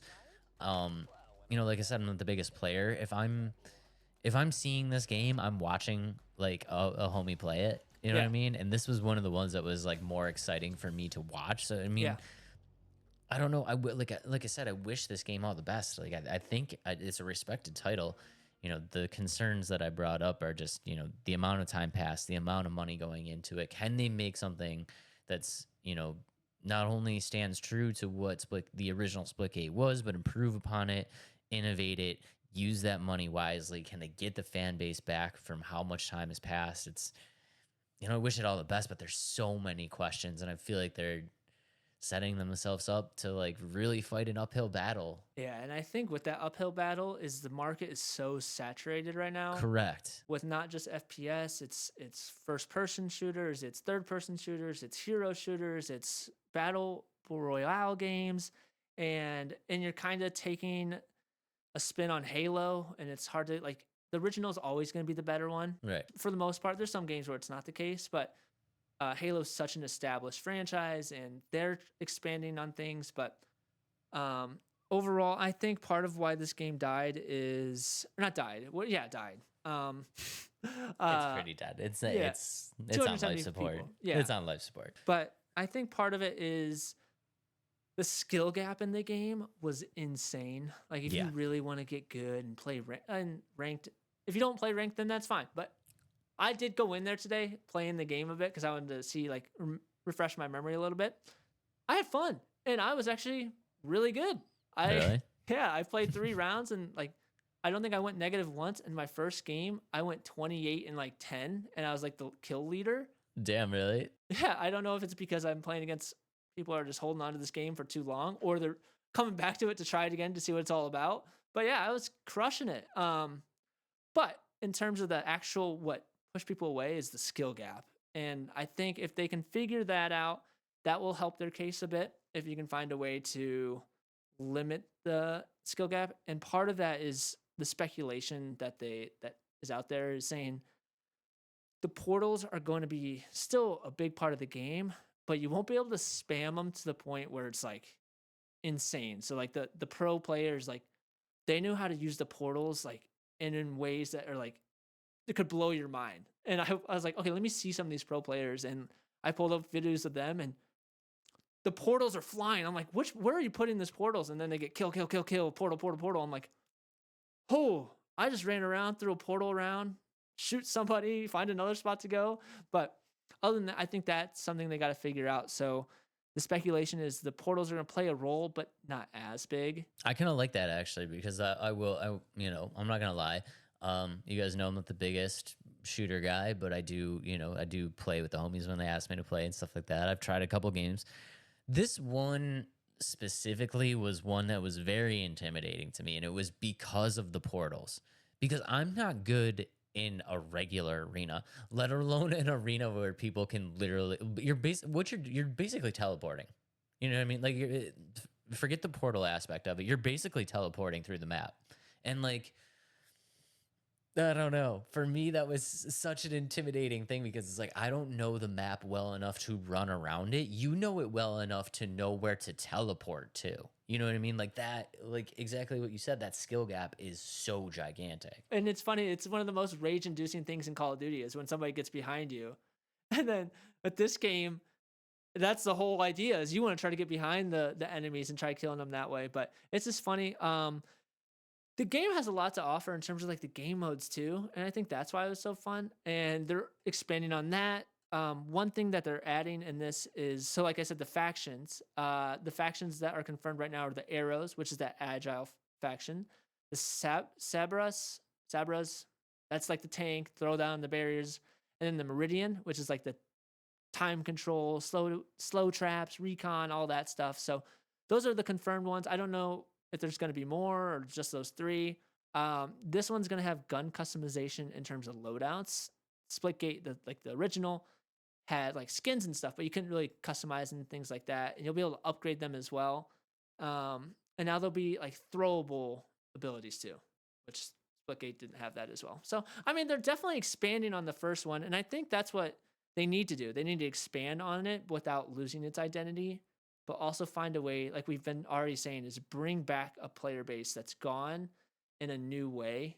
And like you said, you wish it all the best. I wish it all the best because I'm going to play it, or at least for a bit. And I think with that, how much money is putting into it, I think they're going to put more effort into finding ways to keep that player base in such a saturated market.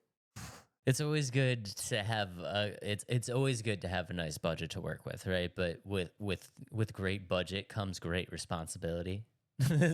Yeah, so I mean, we really better see some bangers here. Like, you know, like we said, we wish it all the best. Hopefully the player base does come back and is still interested in this game, because it, like I said, it was one that was always enjoyable to watch. It was always fun. I always thought it was a convenient or a creative idea, not convenient. I always thought it was a creative idea. Yeah, so we wish it all the best. With the skill gap, I mean, you know, hot topic, but skill-based matchmaking is a thing now. So maybe just do a little skill-based matchmaking. See what. There we go. One more thing I'd like to say on it is it is going to showcase during Gamescom. Like there's gonna be a playable version that's gonna be showcased at Gamescom. So keep an eye out for that. It's gonna be August. I don't know the specific dates, but it's August. I don't know Gamescom dates, but yeah, if you're interested in this, keep an eye out. There will be playtests. There will be a bunch of stuff to get player feedback and fan feedback, which is really good. And when you have games like that, wants to make everybody happy and listen to the feedback, that's a good thing. I'm excited to see the gameplay. Yeah, me too. Yeah, if it's you know, if they really do limit the portals a little bit and it's not so intimidating, maybe I'll give it a shot. Maybe I'll play one with you. But with that said, Dave, what are we doing next? I don't know. Well, today is a great day because we are going to be doing the what do we call this game? Guess the franchise. We are going to 20 be words or doing less. Guess the franchise, 20 words or less. But the great part about it is that I get to quiz Adam today. Ooh. Adam, Because are last you time it didn't excited? go so well, did it? And okay, here's the thing. Do you remember last time it's like I made it a little too easy and you were just like banging boom, them boom, out? boom. Yeah. Yeah. So now I was like looking at the words and I was like, no, that's too easy. That's too easy. No, That's not funny. gonna So work. now you're trying to make me lose. Yeah, so now I'm trying to make it hard, but now I don't know if I made it too hard. We'll see. Yeah, we're gonna see. Okay, Let it rip. guys, this is a Guess the Franchise, 20 words or less. Adam, are you ready? Ooh, ready? Okay. Number 1, plumber. Plumber, Mario. Damn it. That was super easy. Mario Brothers. Okay, number 2, martini. Martini.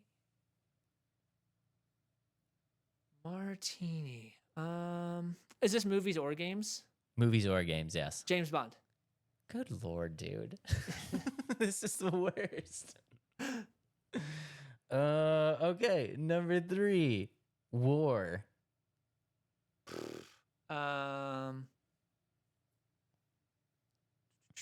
War.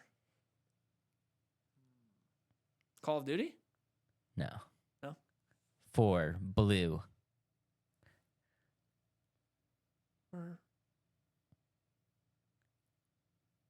War Blue. Oh, Avatar? No. Oh, no. Shield. Captain America? Yeah, let's go. Okay. Okay. War, Damn it, okay. You're doing good. 6, tournament. Tournaments. Mortal Kombat? Good Lord, dude. This is ridiculous. Are these too easy? I mean, I'm thinking more. Before it was like bang, bang, bang, bang. These are too easy. Yeah, probably. Okay. Number 7, agent. Agent. Hitman? No. Oh, okay.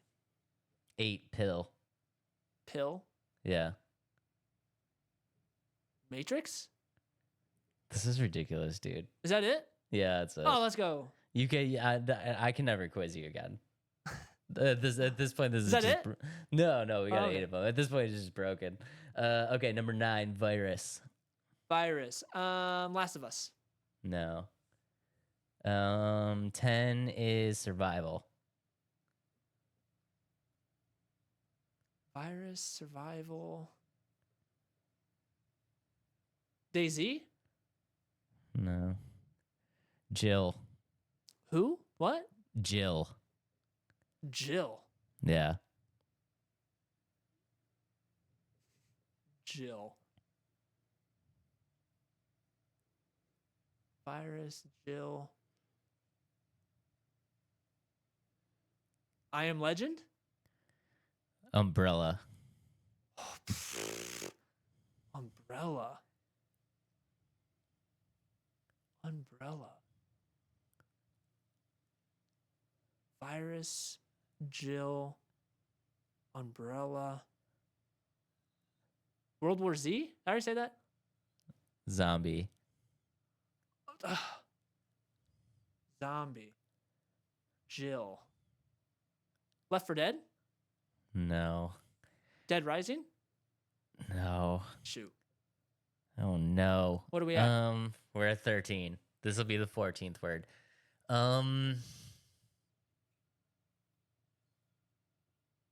Is it like pretty popular? I'm just missing it. Super popular.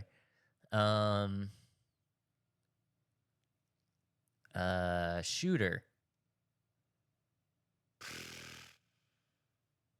Shooter, Jill. This is going nowhere. Crap. Shooter, popular, Jill. Umbrella. Umbrella.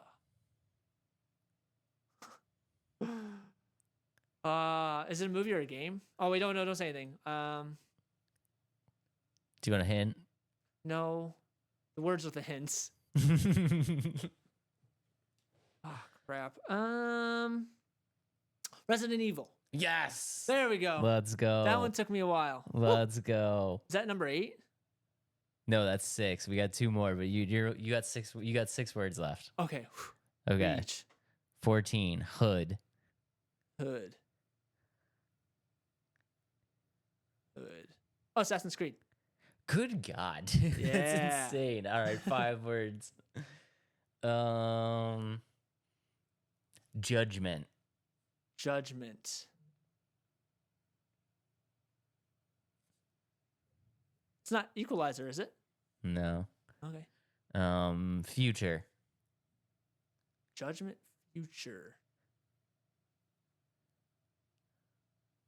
Judgment, future. Terminator?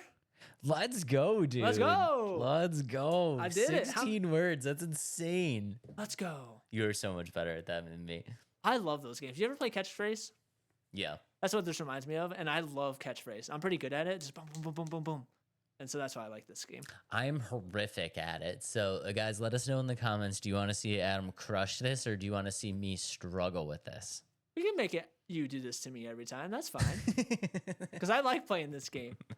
So You're so much better. I have to find that sweet spot. I'm looking at these and I'm like, these would be really hard for me. And then you're just like, bah, bah, bah, bah, bah. yeah. I will say though, the which one got me? I can't remember. Resident Evil. Yeah, Resident Evil. I think it's because I've never played those or watched those movies or anything. So Yeah, the umbrella probably threw you off. it really threw me off. Yeah, because you were probably thinking like Umbrella, but Umbrella Corp is like the name of like the bad guy in there. Gotcha. Yeah, I didn't get Yeah. that. Yeah, that's It's probably all what right. threw you off. But let us know if you like that game. And that brings us to the end of this episode. Such a great episode. That was a great episode. 2 hours. It'll cut down to like an hour 45 after everything's said and done. But yeah, very long episode. I rambling man is what you can call me. That's what the podcast is all about, dude. Yeah. We're just out here rambling. Rambling. Let's keep rambling. Let's keep ramble. rambling. Such But a weird word. Thank you guys so much for everything. Love you guys very, very much. We are creeping up on I don't even know. 2300. Yeah, 2,300 or something now. So yeah, thank you guys for all the support. If you could do all of the things, hit all the buttons down below, like, subscribe, notification bell. That there's that one down there. Just click all the buttons below the video. We super appreciate it. Adam, what do you got for him? If you're not following us on all social media, make sure to do so. Let's Talk Nerdy Podcast. I'm finally starting to post on everything again. And come on. We need people in the Discord. Come on. Granted, I'm not talking in there anymore either. So, but come on in Discord. Let's get these nerdy conversations going offline. And yeah. Follow all this stuff. If you see Let's Talk Nerdy, just follow it. We love you guys very, very much. Thank you so much for everything. And we will see y'all on the next one. Peace out, nerds. I just suck at this game. What can I say? You just really make me look bad. Yeah, that's what I like to do. Story of our life. Yep.